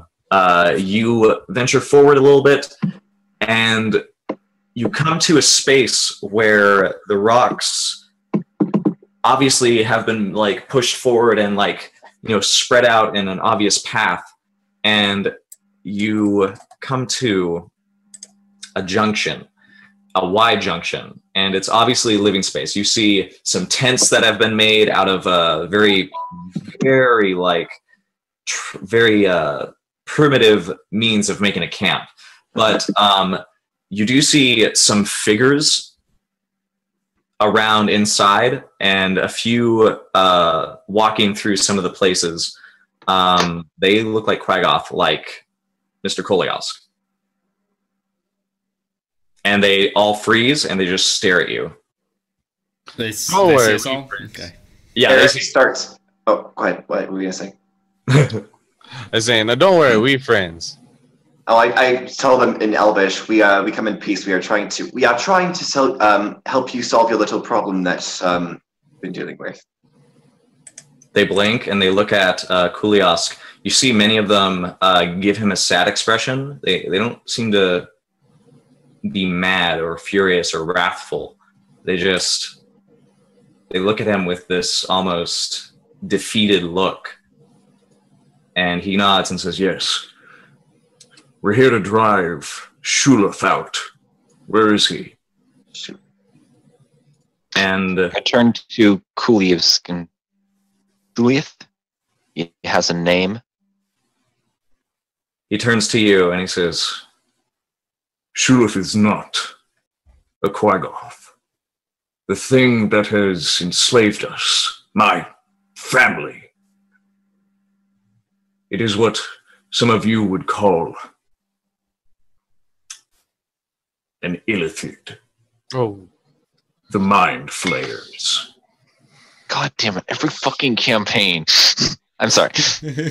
And he says he was overrun as a corpse by the rot.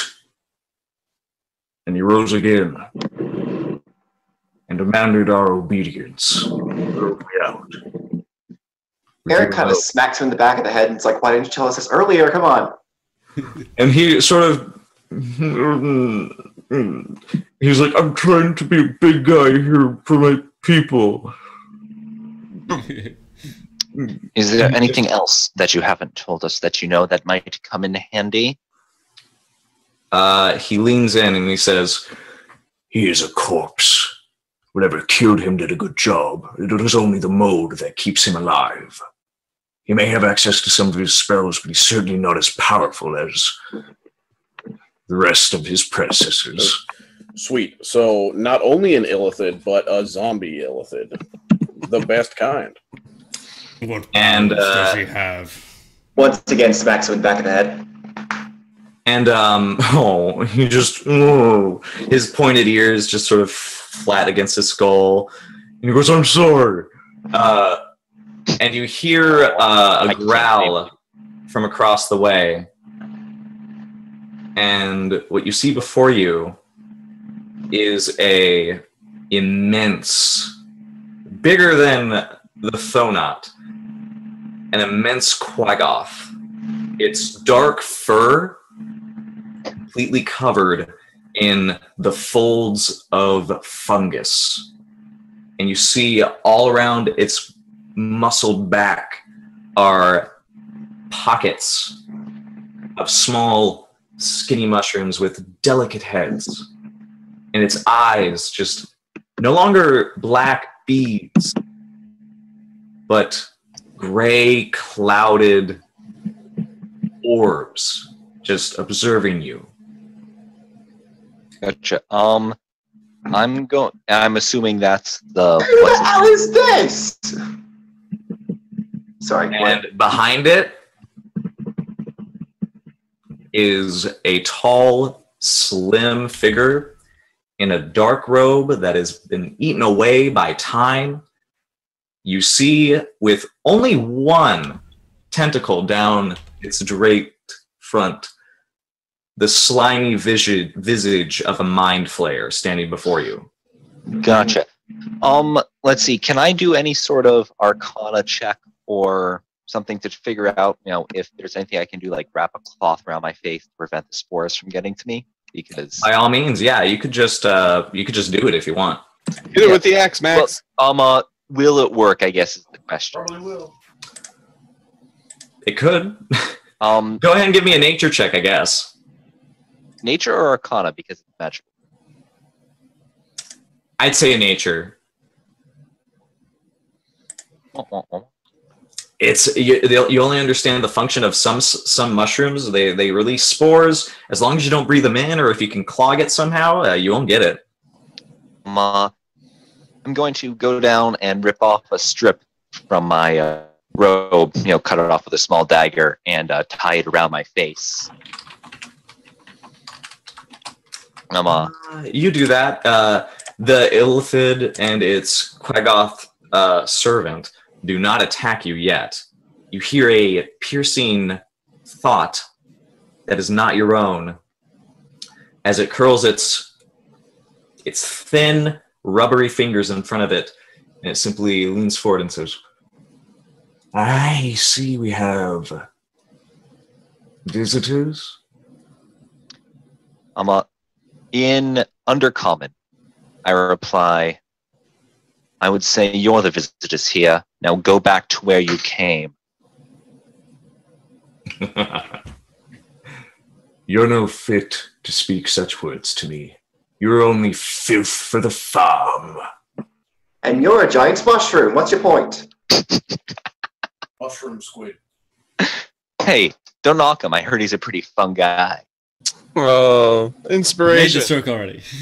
Ooh, I feel inviting for once.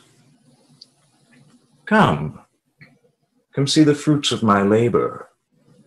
And it turns. The mushroom is not a fruit, but okay. I'm gonna go ahead and do an insight check, see if this is a super obvious trap. Go ahead. Go ahead, buddy. Oh, that's your insight check? Yes, it is. Seems like a super obvious trap. It is, but he obviously wants to show off so bad. And there's just something in his movements, and also just in the fact that his body is so deteriorated. You think that he obviously wants to get you closer to the farm, but his intention is clearly to lead you into a trap. But you also know that he never quite turns his back on you. He always sort of just stands at the side to regard all of you. Gotcha. So would my intuition perchance be telling me that the mind flayer body that we're seeing right now isn't necessarily whatever is doing this?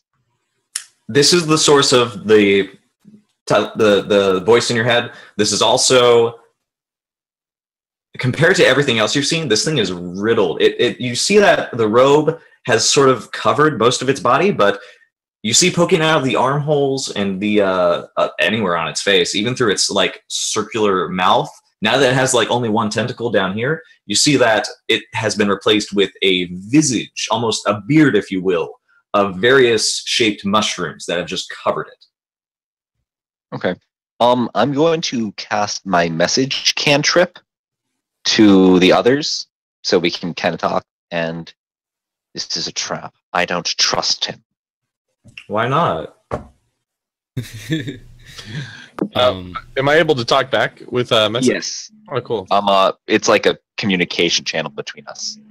I don't know. He seems like a fun guy. Oh, A fuck really off. pointed look.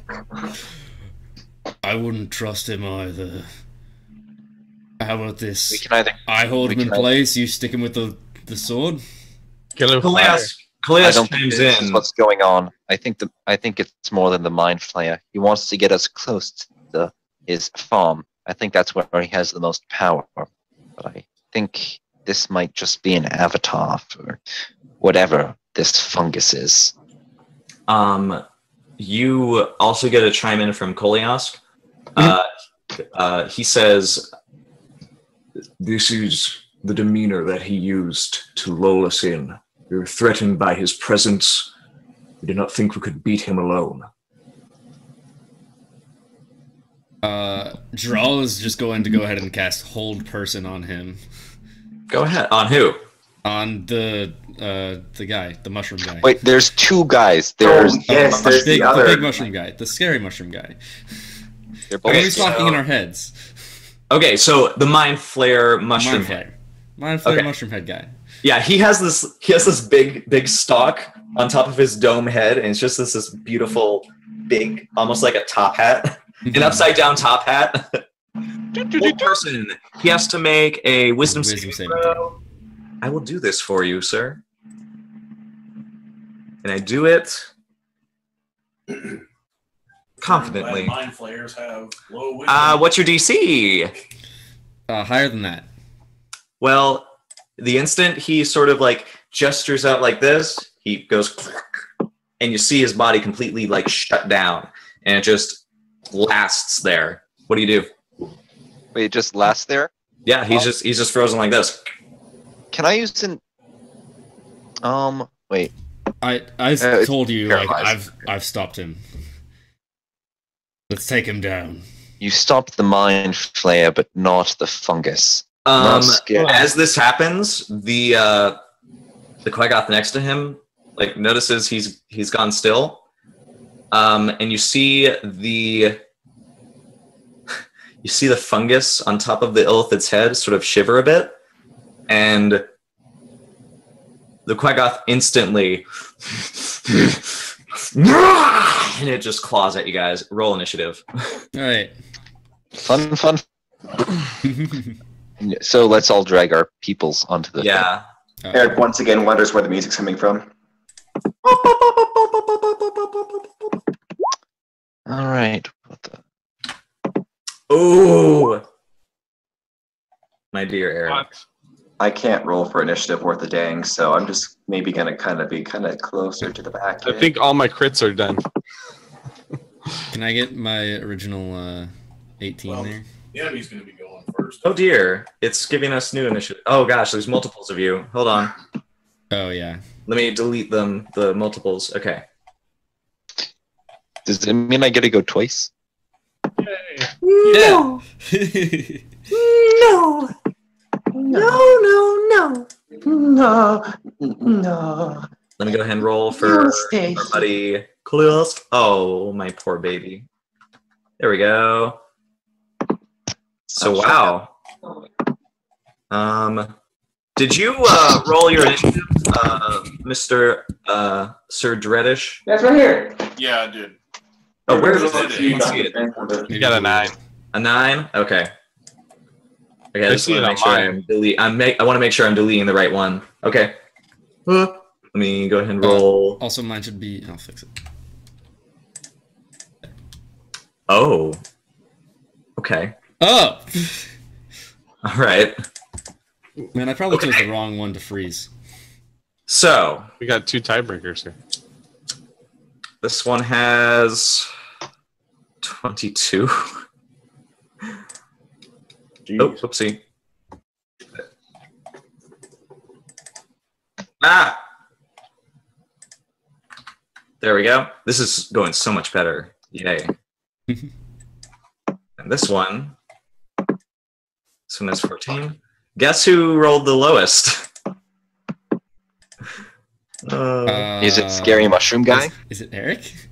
It's a scary mushroom head, yes. So, clever start. This guy is the Quaggoth in front of you. He immediately goes for Drawl. Let me go ahead and look up something really quick. Wait, Eric, why is yours an 18? Yeah, no, I'm supposed to have a 3. It wasn't like registering me on the turn order, so I kept like trying to like shove myself in there, and There you go. Okay. yeah, there we go. Thank you. Yeah, this thing just claws at you. It's furious. Goes one. Oh, so the second one hits. Well, after that first nat 1, though. I mean, My AC is 22. Just kidding.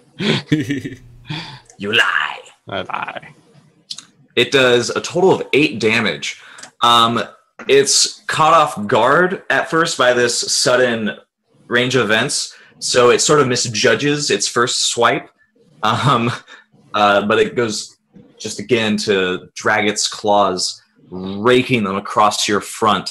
You take that 8 damage, and then it is not Who's this attacking again? He's attacking Drawl. You. Okay, Speed. yeah, that's what I thought. All right, but now it's your turn. Yeah. Oh, I need to roll for my familiar. My here.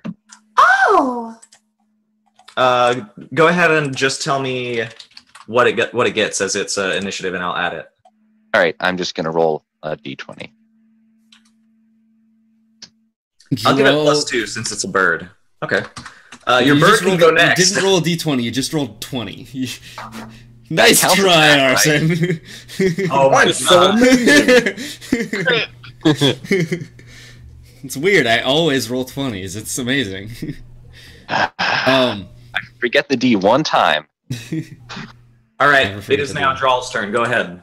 Yeah, having just been slashed at by this thing, Drawl's just going to roar and then transform into a dire wolf, and this roar turns into a howl as he as his form takes that of a hulking wolf with white streaks, and bites at the guy right next to him. Oh. Your bite sinks into its outstretched arm, and you sort of you get a mouthful of the spores as it seems like underneath its fur. This one has been this thing has been like developed very, very curiously. And immediately underneath and between the fur are like just a hard sponge-like fungus that is just clinging to this thing's arm. You're able to sort of rip at it, but you're not able to really get anything out of it. And dropping from the ceiling is a second mushroom-covered Quaggoth. It lands in front of you guys, and similarly, it bellows out a challenge at you, this wolf, and it attacks once again. So, someone catch these things on fire. None of those hit, right? No. Okay. Well, it's not used to dropping like 50 feet, I guess. it's just sort of like recovering. It's now like in a frenzy, so it's just so pissed off for some reason. It can't seem to get its claws into you. Mr. Lenny, it is your turn. All right, so yeah, Lenny looks over at just making sure I'm not muted. Looks over at Kuliask and says, "How many dim dare you got? You got 2 coming from the ceiling? You got 1? How many more you got?" He holds up his stump to hold up, and he... Oh, sorry. 2. 2. All right. All right, so which one is beside somebody else so I can sneak attack it? Right now, they're both right next to the wolf Drawl. The half-orc has now turned into a wolf. They're both attacking it. All right, sounds good. Okay, so I will short sword this guy with sneak attack. If you, oh my god. What? I have no idea what's going on. Did you program that right? I wish I could. No, I programmed it right. If you hover over it. Oh, and I'm just lucky. I should be going and playing poker, I think. Also, as a fun little fact here, I went and looked up the rule for sneak attack just to set your mind at ease. I think it's 196 on the player's handbook. Oh, you do. You get double under critical. You get double sneak attack. So fun. Well, I think that's okay with you. Good for this situation. Please roll all of your damage. All right.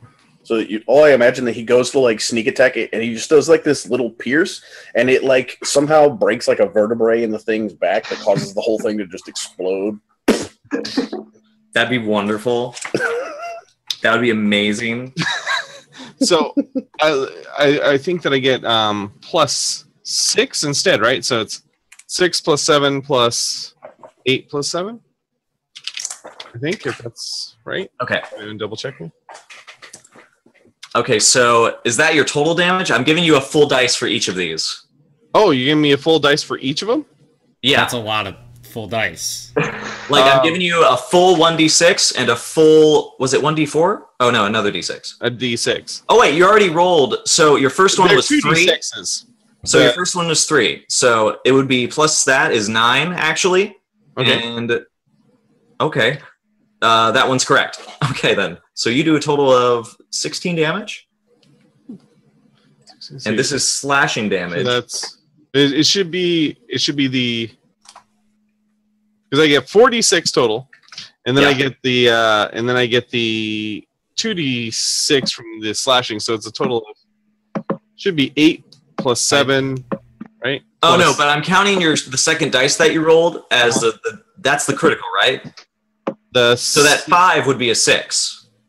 That 5 would be a 6. Got it. Because I didn't think. Oh, did you add your plus 1? So you actually did 17 damage. Okay. 17 damage. Yeah. Oh yeah, you go to town on this thing. Which one is it? Is it the one that just attacked from the ceiling, or is it the one that the half-orc wolf has its like grip on? The one that the half-orc has its grip on. Okay. He's like holding it. He like bites off and tears himself away. You follow up immediately and just yeah. Something like that, I guess. And you do some pretty heavy damage. It is now Sir Dreddish. Being a noble, I will attack only the most important thing in this fight, and I'm going to raise my arm up and just point at it and fairy fire at the mushroom that's on the top of the illithid. Gotcha. Fairy fire does what again? I don't have it up. I don't normally It cast. gives you advantage. It gives you advantage on attack rolls. Oh shit! Okay. I thought it was like an actual attack. It sounds like an attack. I feel like it is. It's still good. It's an insurance policy. Yeah, I'll use fairy fire and then I'll great axe it, I guess. Can you do that? Is fairy fire an action? Fairy fire it affects every creature within a 20-foot cube. Wow. Oh yeah, Oh, so you get everybody. Okay. Okay, but Everybody's is fairy badass fire now. an action? I'll check it out. Well, ignore my thing. Yeah, it's an action. Okay, so did you still want to do fairy fire? Or Yeah, I'll just do fairy fire instead of the thing. So now everybody's badass. Okay, yeah. I say you've all been emboldened by my nobleness. I'd also like to say you get to choose what color of light you'd like the area to be shrouded in. Blue, green, or violet. Probably violet. Ooh, pretty. Purple! And it is now Kolgask's turn. He is missing an arm, so unlike last time, I will strike. Actually, Okay. I think this makes any attack roll against any creature in the entire area has advantage. So that 11. includes us. Okay. Like double. Do you want me to roll again, see if I get another natural 20? Okay, no. Kolgask, roaring his challenge, attacks the one that dropped from the ceiling with his one arm, and he grabs its head and he just squeezes and he digs his claws into its into the back of its neck and its skull, and he just squeezes, and you can see the pulp of the mushrooms that have coated its like head just start oozing down, mixed with the blood that is just coating its fur, dripping down to the cavern floor. And that is his turn, and he bellows out a similar challenge. This one a lot more throaty because he doesn't have mushrooms in it. So it is now Alar's turn. Arsa. Oh no. Arsa. Muted. No! I was eating Swedish fish and I didn't want chewing sounds to go through the mic. All right, I'm still here. I'm just checking to make sure I can attack a big bad guy without it removing the paralysis. It's currently held, so you could attack it if you like.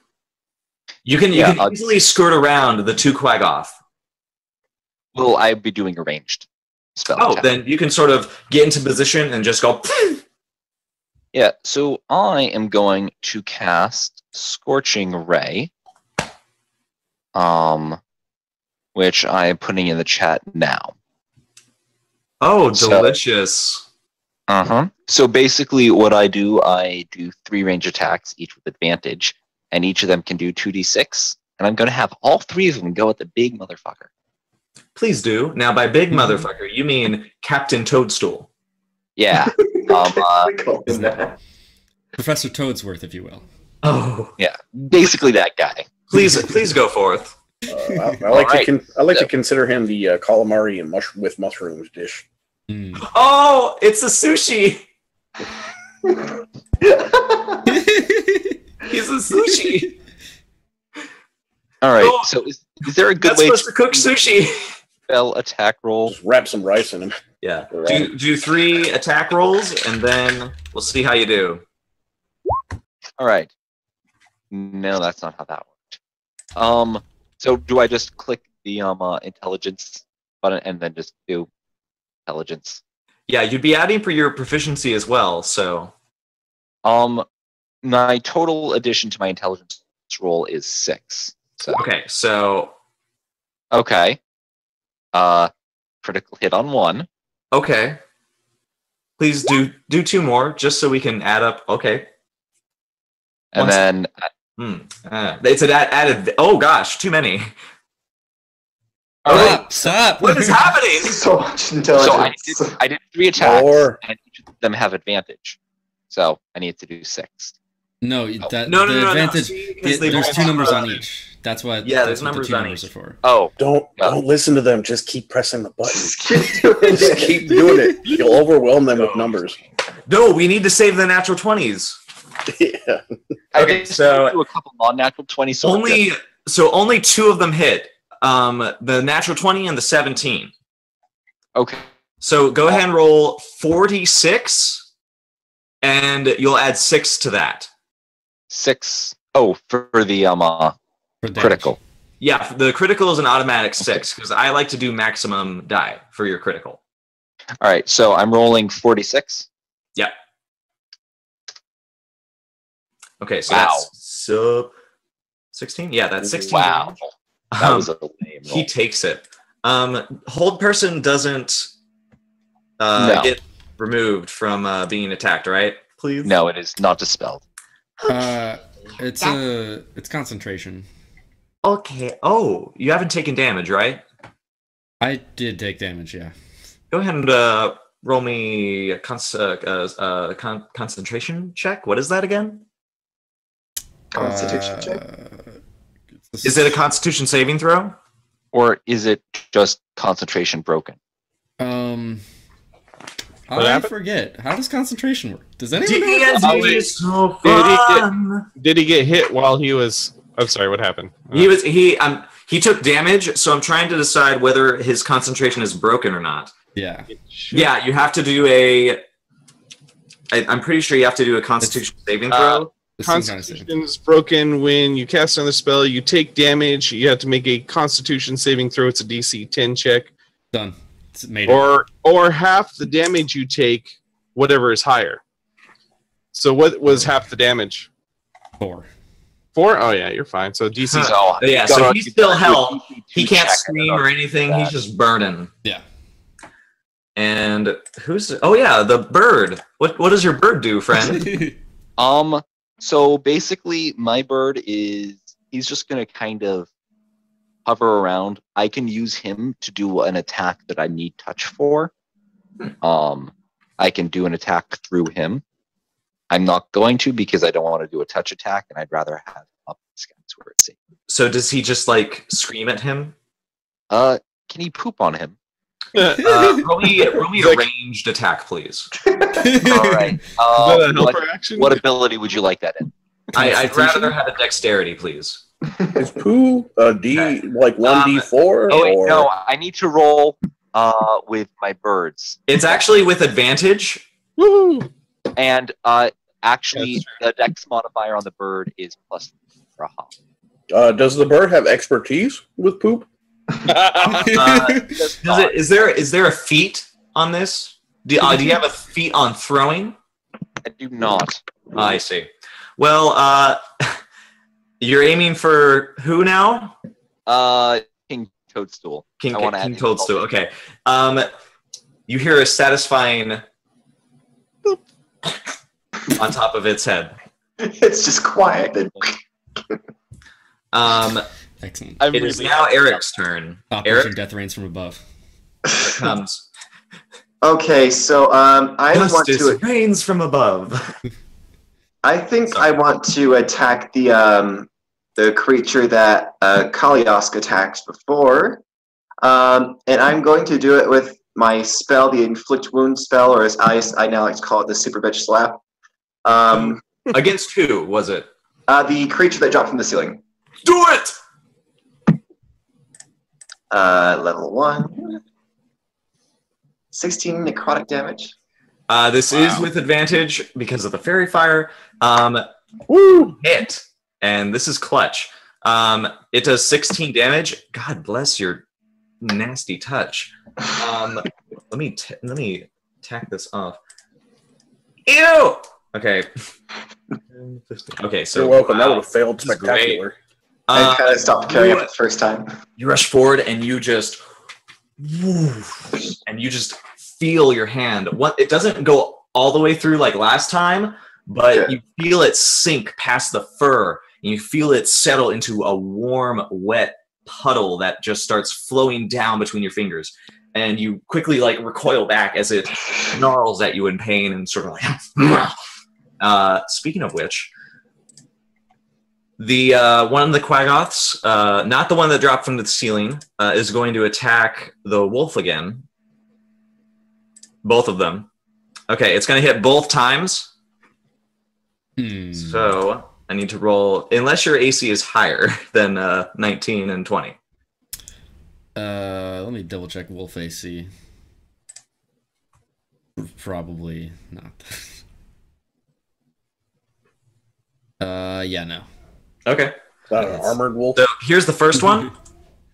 First one does 4 damage. Second one does 5 damage. So you take a total of 9 damage. Give me a total.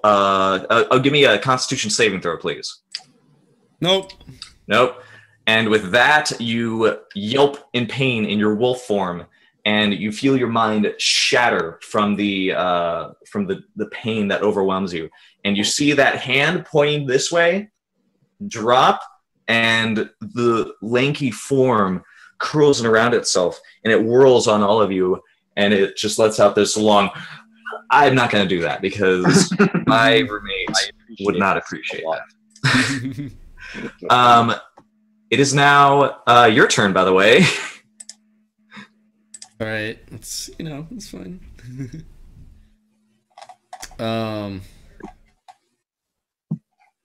Let's see.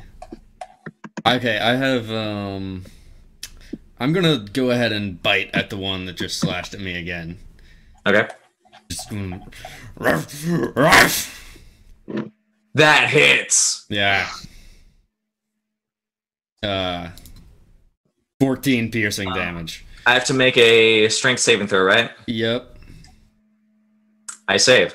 Okay, but 14 damage? Oh my lord. Okay. Nicely done. Yeah. You rip at it again. You Yeah. pull off flakes of skin, muscle, and lots of mushrooms with your attack. And it sort of recoils back and it stumbles, clearly disoriented, and the pain overwhelming its drive to kill and to protect the farm and its master toad. You see its eyes, what's left of the dim beads, suddenly glow a fierce red as it locks eyes with you and like gnashes its teeth, and you see blood start to drip from its lips as it bites itself in its own fury. And the other one, on that note, goes for, oh my gosh, I need to roll 2d20 again. It's going to split this between Mr.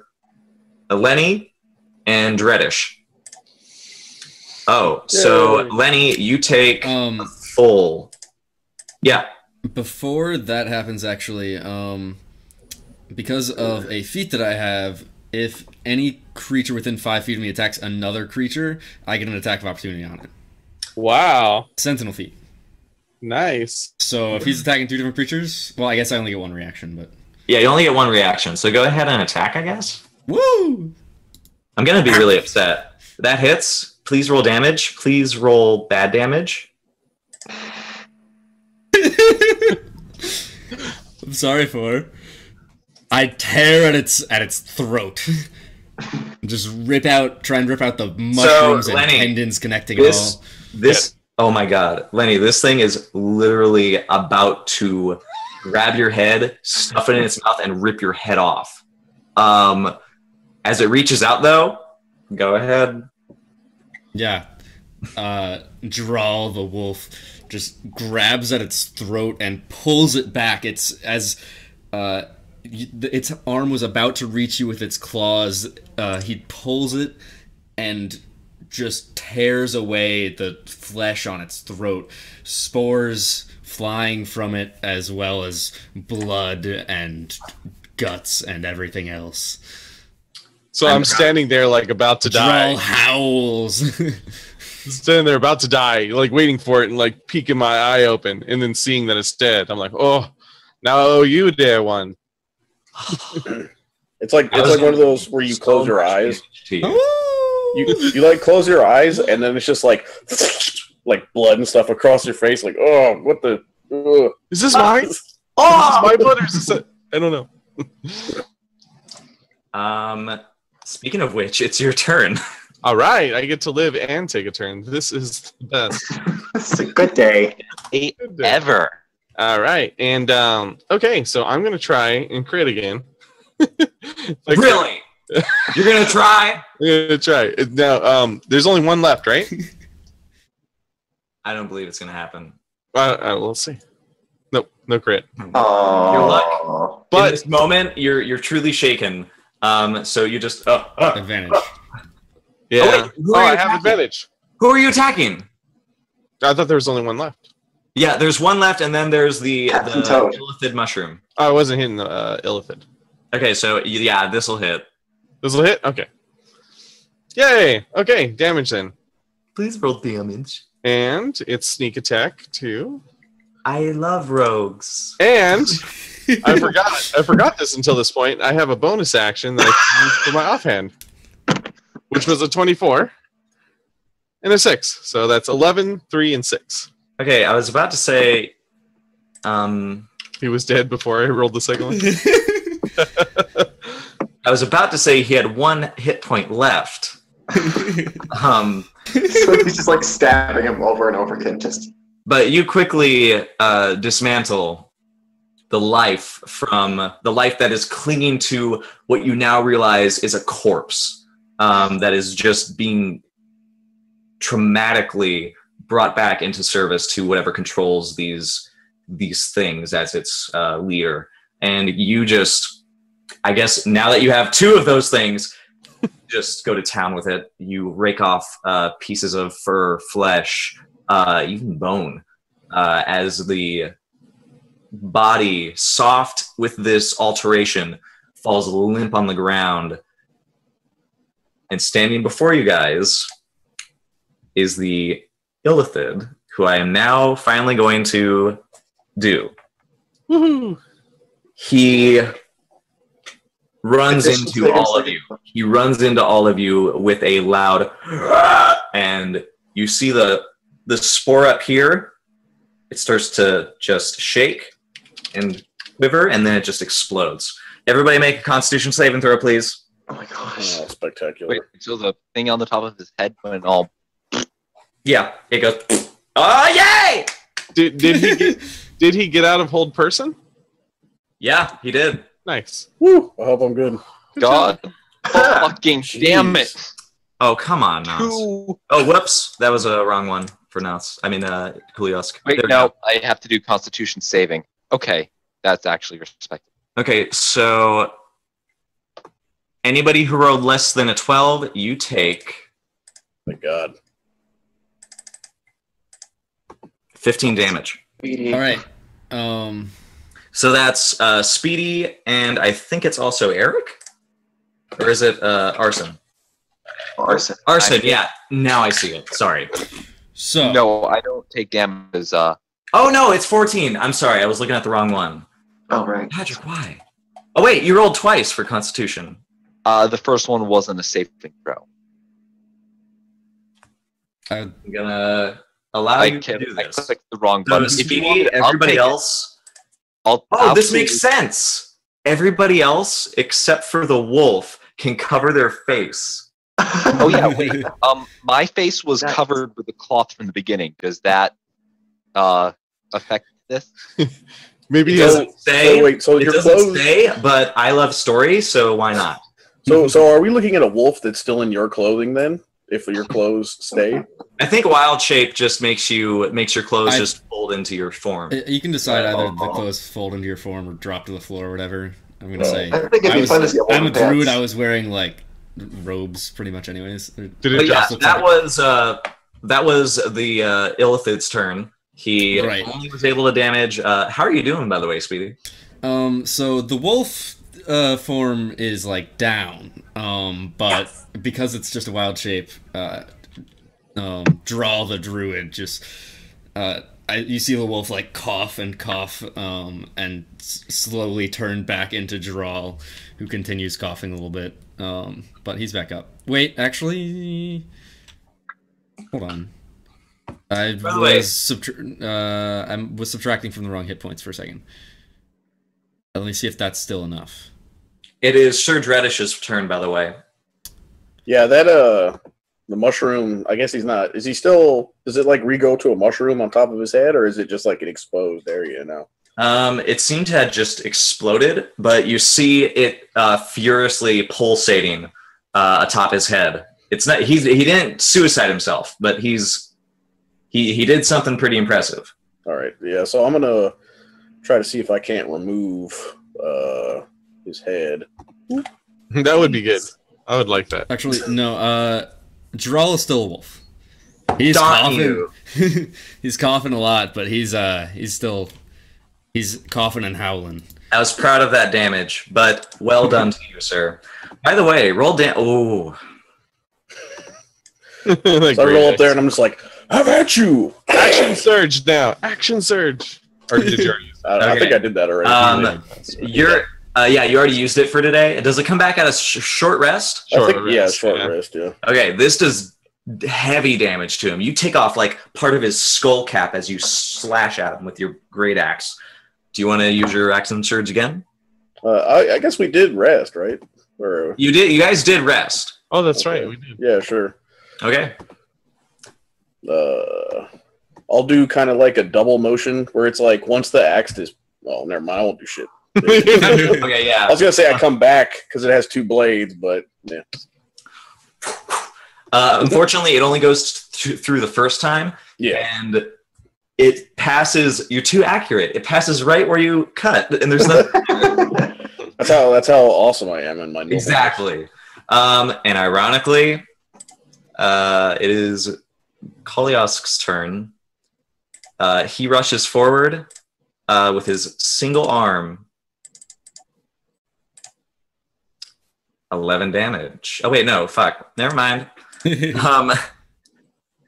So Advantage? it's quite obvious that this creature is on its last leg, but even then, it's still got some power to it. And as Koliosk tries to like rend it with his claws, it just dodges out of the way. It's now like looking frantic, spiteful, frustrated. And it is your turn, sir. Melf's acid arrow. Dawn. Yeah, go ahead and roll for that. I accidentally clicked it. I meant. Oh, you accidentally clicked it. My bad. Yeah. Yes. So I reach into my component's pouch and pull out a small diamond. And I'm going to cast like orb, which is this. And oh, what the heck? I'm really liking the whole fire thing going on. Saute up some mushrooms, so I'm gonna have it be fire type. Portobellos. And I do a intelligence Got ourselves a meal. We get some rice with or something in advantage. Advantage and proficiency. That will hit. Please roll for damage. There's some veal outside. That is 3d8. Oh, man. Ones. You're like, oh my. Alrighty.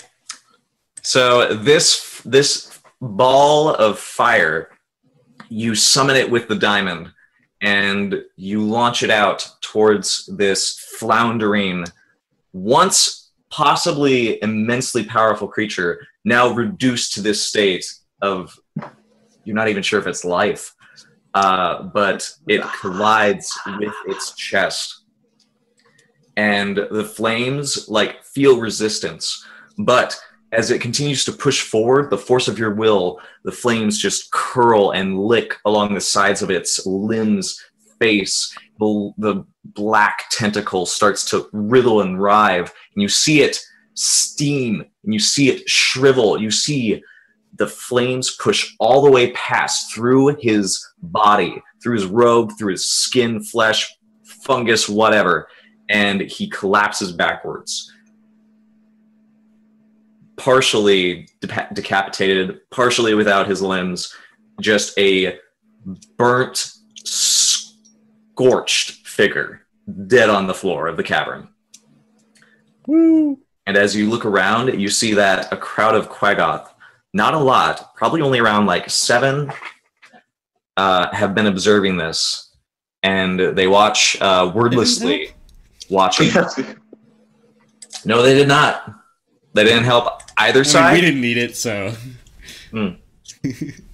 I'm gonna go over there when I'm sure it's dead, like after the husk hits the ground, and I'm kind of like blow out a little bit of the fire near one of the tentacles and like crack it off and like eat it. Like it needs a little seasoning, but yeah. As you do that, you get a good look at its open mouth, and it's this big round maw, and what would have been rows of teeth, as you've heard, you just see gums, rotten green gums.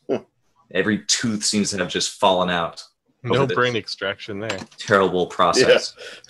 Yeah. I was really go over there in wolf form and just pee on him. With the leg.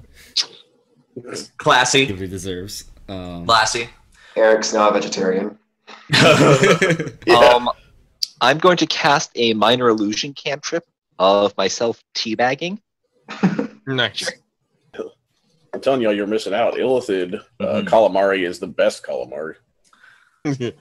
Panting, the Quaggoth Thonot of the Mist Roar tribe turns to his fellows, and he starts speaking in Undercommon, and basically delivers what would be a very proud speech of how he forgives them for turning against him, whatnot, and to take his newfound allies to the farm.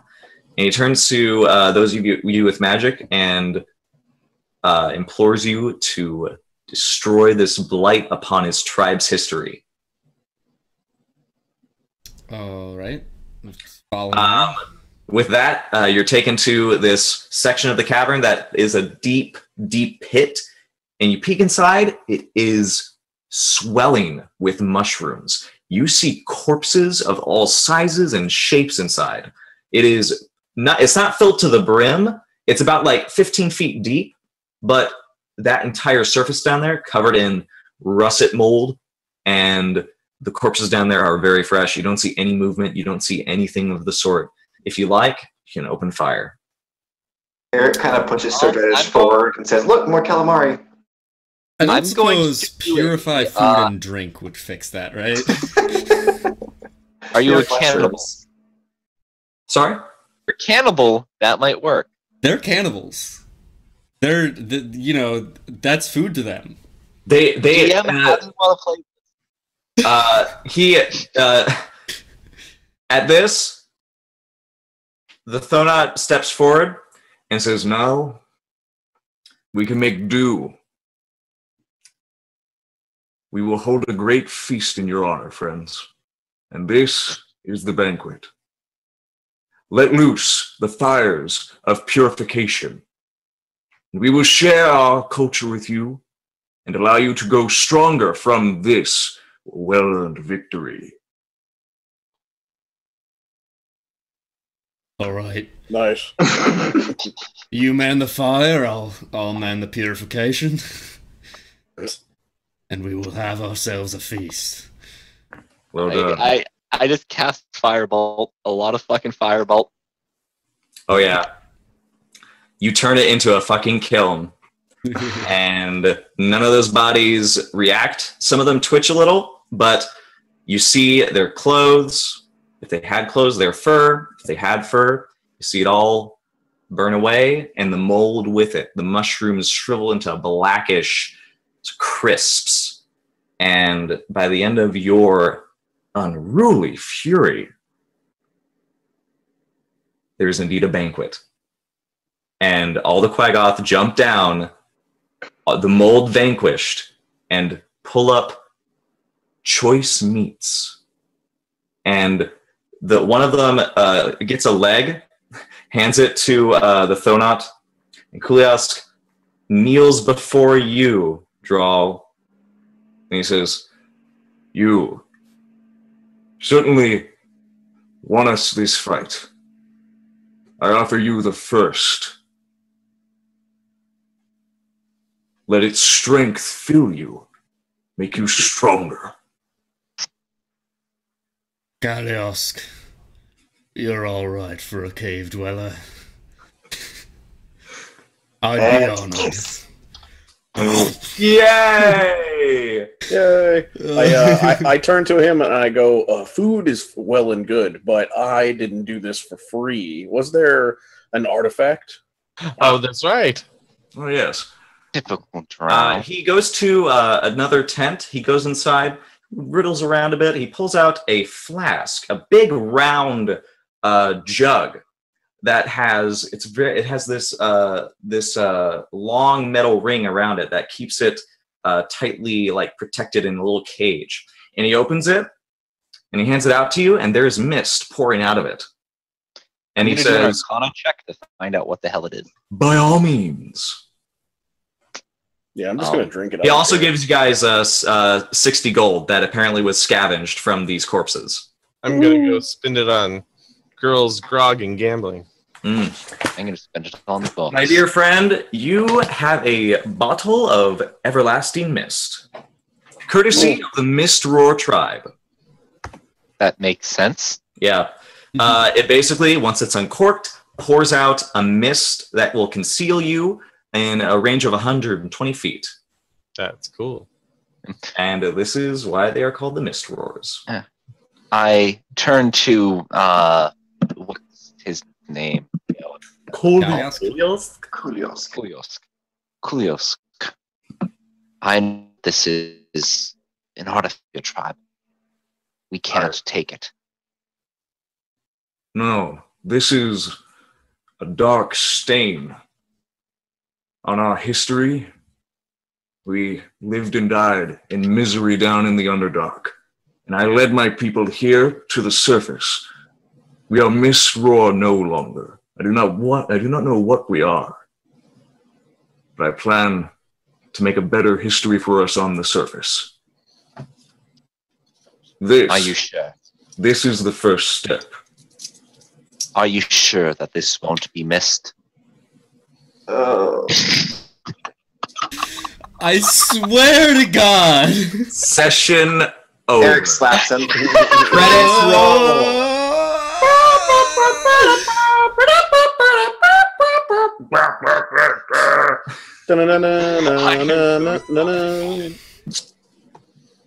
We had to end it on a pun. Oh God.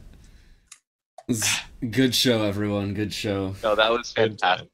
Thank you so much for being an amazing. I'm Yay! well done. Brava. Yeah, Yeah. good job, everybody. And Good Fore, job. that was amazing DM. You're That Yeah. was really good. Well, gosh darn, thank you. I'm glad you guys hung out with me. I could just fall asleep to your Kuliask voice though. Seriously, I just need like a recording of that, just like whatever, just like. Mm-hmm. That was. I that was- put some Rain soundtrack in there, and you'll just remember right Yeah. away. Just have him read the phone book. Just. Mm. Well, Speedy, I've done my job. You better Yeah. do yours. Yeah, thank you guys, all of you, for coming out and playing with us. Let's go through everyone, and you guys can say what you thought of the campaign and who you are, where you come from, what you do on the internet, and all that stuff. Let's start with Fore. The Me? DM. Gosh, Yeah, you know, darn. I've been talking so much already. I know. I can just go ahead and bash it out. My name is Fore. I am on the channel On the Forefront, all one word. I am also on the Twitter account On the Forefronts, because I forgot my password for the last one. Anyways, I'm not sure what I am yet. I kind of want to play video games. I kind of want to do what you just witnessed. I would like to start 2 campaign shows. One of them, a deluxe version of Out of the Abyss. The second one, well, it'll be stuff like this.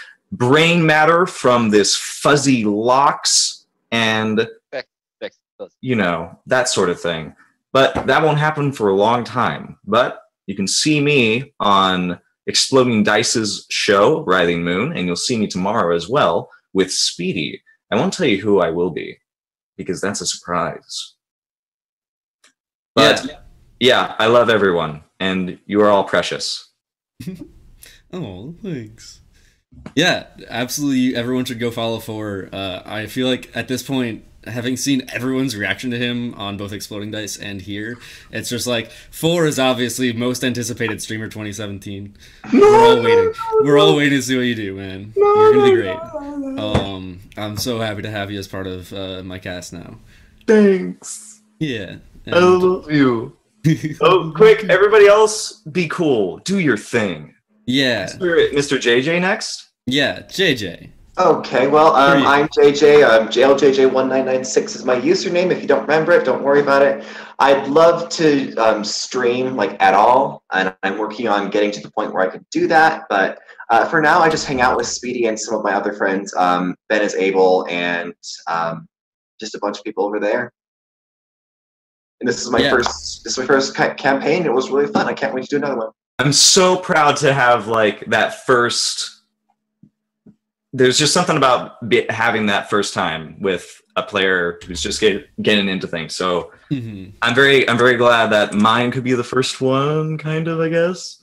It was a really good campaign. It was a lot of fun. Cherry. Well, I'm glad you enjoyed yourself. What? Yeah. You were great, JJ, and that's one of the things that I really like about doing this one-shot thing, where I can bring in like guests who are people who are experienced with D&D, and like are like kind of known in the community and stuff like that, and then have them play right up with like pros, and beginners. You know, everyone's around, everyone's on the same level. Everyone gets to learn because none of us are sure of the rules at all. Doesn't matter who you are. But we have fun anyways. But yeah, check out JJ. You can also find JJ. He's hanging out in my Discord pretty often too. We talk and play games in there sometimes off stream. And once I can stream, I will do nothing. But yeah, we'll see what happens. and the link to his Twitch is in chat too. So follow him in case that happens. Yeah. And Arson. Arsanctices. So I don't normally stream on that. Ooh, your voice You're is cutting gone. out. Oh no, my Hello? hello. Can you hear me? Hey, you keep Not cutting out. really. Hello? Yeah. Kind of, sort of. Yeah, go for it. Let me just make sure my audio. Is there someone else who can? Yeah, we'll come back to you. Maelstrom H. All right. So Game On Marathon is the channel that we do. We do like a 20-man, 100-hour-long video game marathon once a year. I think to date we've raised about $15,000 for Child's Play charity. And also on Monday nights I do D&D on Distant Inlands, channel. So tomorrow we'll be doing that, and Max is my star player who I enjoy DMing for. I'm gonna put that in the chat. Right. This is better. Sure. Let's go with that. Yeah. I can use my webcam. I don't know that it's the mic's problem. It might be your internet, but just go for it. So this was my first. I had a lot of fun. Really great. You were an excellent DM. I'd really like to do stuff. I don't really stream mobile skills unless it's count streaming 3D printing, but I mean, that's a skill. You have a lot of skills, Ars. Don't sell yourself short. Streamable, though. All of my skills are useless. Yeah, but those are the best skills. Besides, we are glad to have you in our circle. This is I truly think role playing and tabletop is a experience anyone can have. Yeah. Oh, absolutely. It was fun. And I guess what I'm saying is I just took parentheses in the random useless stuff that somehow has been handy, like once in a campaign. Oh boy, does it come. Mm-hmm. I had a lot of fun. So much for inviting this. I had a really great time. And Fore, you were an excellent DM, and everyone else, it was a pleasure playing with you. Yeah. Thanks, Ars. Yeah, Arsanctices is a personal friend of mine. And I was like really excited that he was interested in playing with us and everything. Oh my god! He's also like he sells himself short as like not having useful skills. He is one of the most interesting people that I know. I say that literally all the time. No, bullshit. You have so many random skills, like fucking. I'm not even gonna go. Do you not remember how the session ended? It was just a few minutes ago. Yeah. Right. Okay, I make really bad puns. I don't think that's a good thing. That's a horrible thing. In fact, that's entirely streamable. You could stream just that. Oh my gosh, please do. Stream. Yes. Okay. All right. And Max. Max. Sometimes I go by Badman1884. Sometimes Moonstoner on Reddit when I'm just screwing around on there. As far as what I do online, Pornhub. Reddit randomly, just different stuff. Viewer or contributor? No, I don't do. Oh my God. I don't do Pornhub. I watch Pornhub. I should put it that way. I stream Pornhub. Thank you very much. But I don't. I was about to ask for a collaboration, but yeah. No, but I don't typically stream unless it's with Harley and his crew, and typically I'm the guy who, if everybody is usually playing nice in the D&D campaign, my usual objective is to be a giant asshole. So, like, I'll typically do that on occasion. And like I said, balance out the party. Online. Yeah, pretty much. There's always got to be somebody causing issues. Mm-hmm. I love being that guy too. Sometimes it's pretty fun. My go-to. Yeah.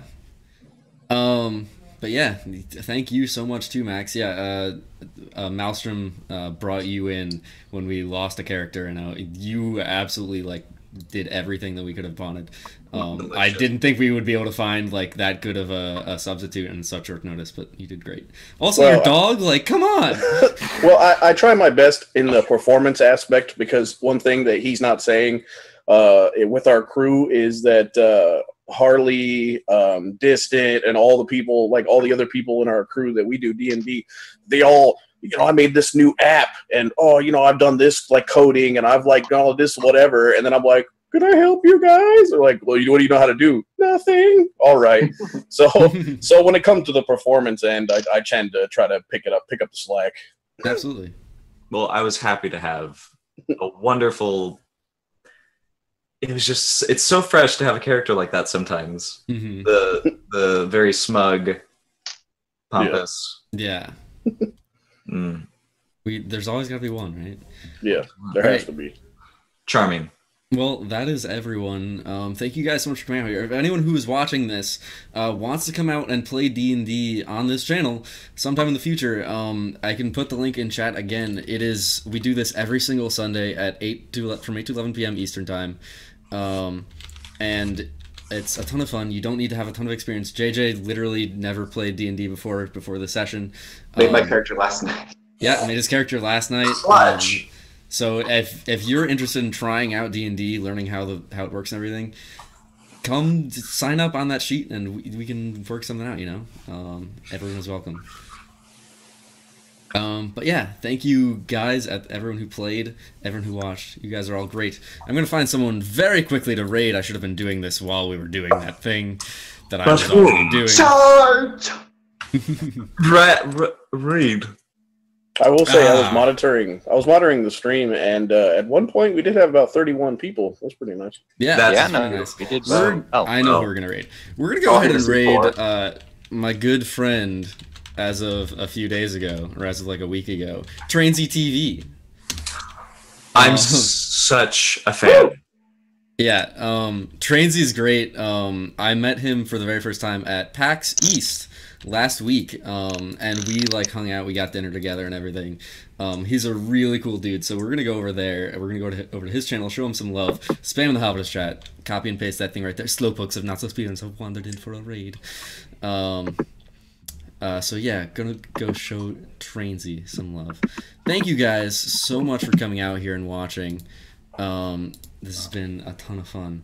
I will see you next time, and as always, friends, don't forget to take it slow. Bye. Bye. Woohoo! Raid. Go. Charge! Ah. What is he playing? Oh wait, Yeah, I I replaced you. Oh yes. You did actually. when we gotta like not go insane. Not so speed runs. That was fun. Oh thank yeah, you he's bringing out the toot Oh my toot. gosh. Oh yeah, that train whistle. Toot toot. The Slowpokes Game On Marathon. On the forefront, Jetstream Dan. Oh my god, I love that freaking thing. Right? Hey, Gib. He loves you. Ajibi. Trainsy's great. Trainsy's Gibbs loves you. Hey, Gibbs loves Welcome to the channel, everyone.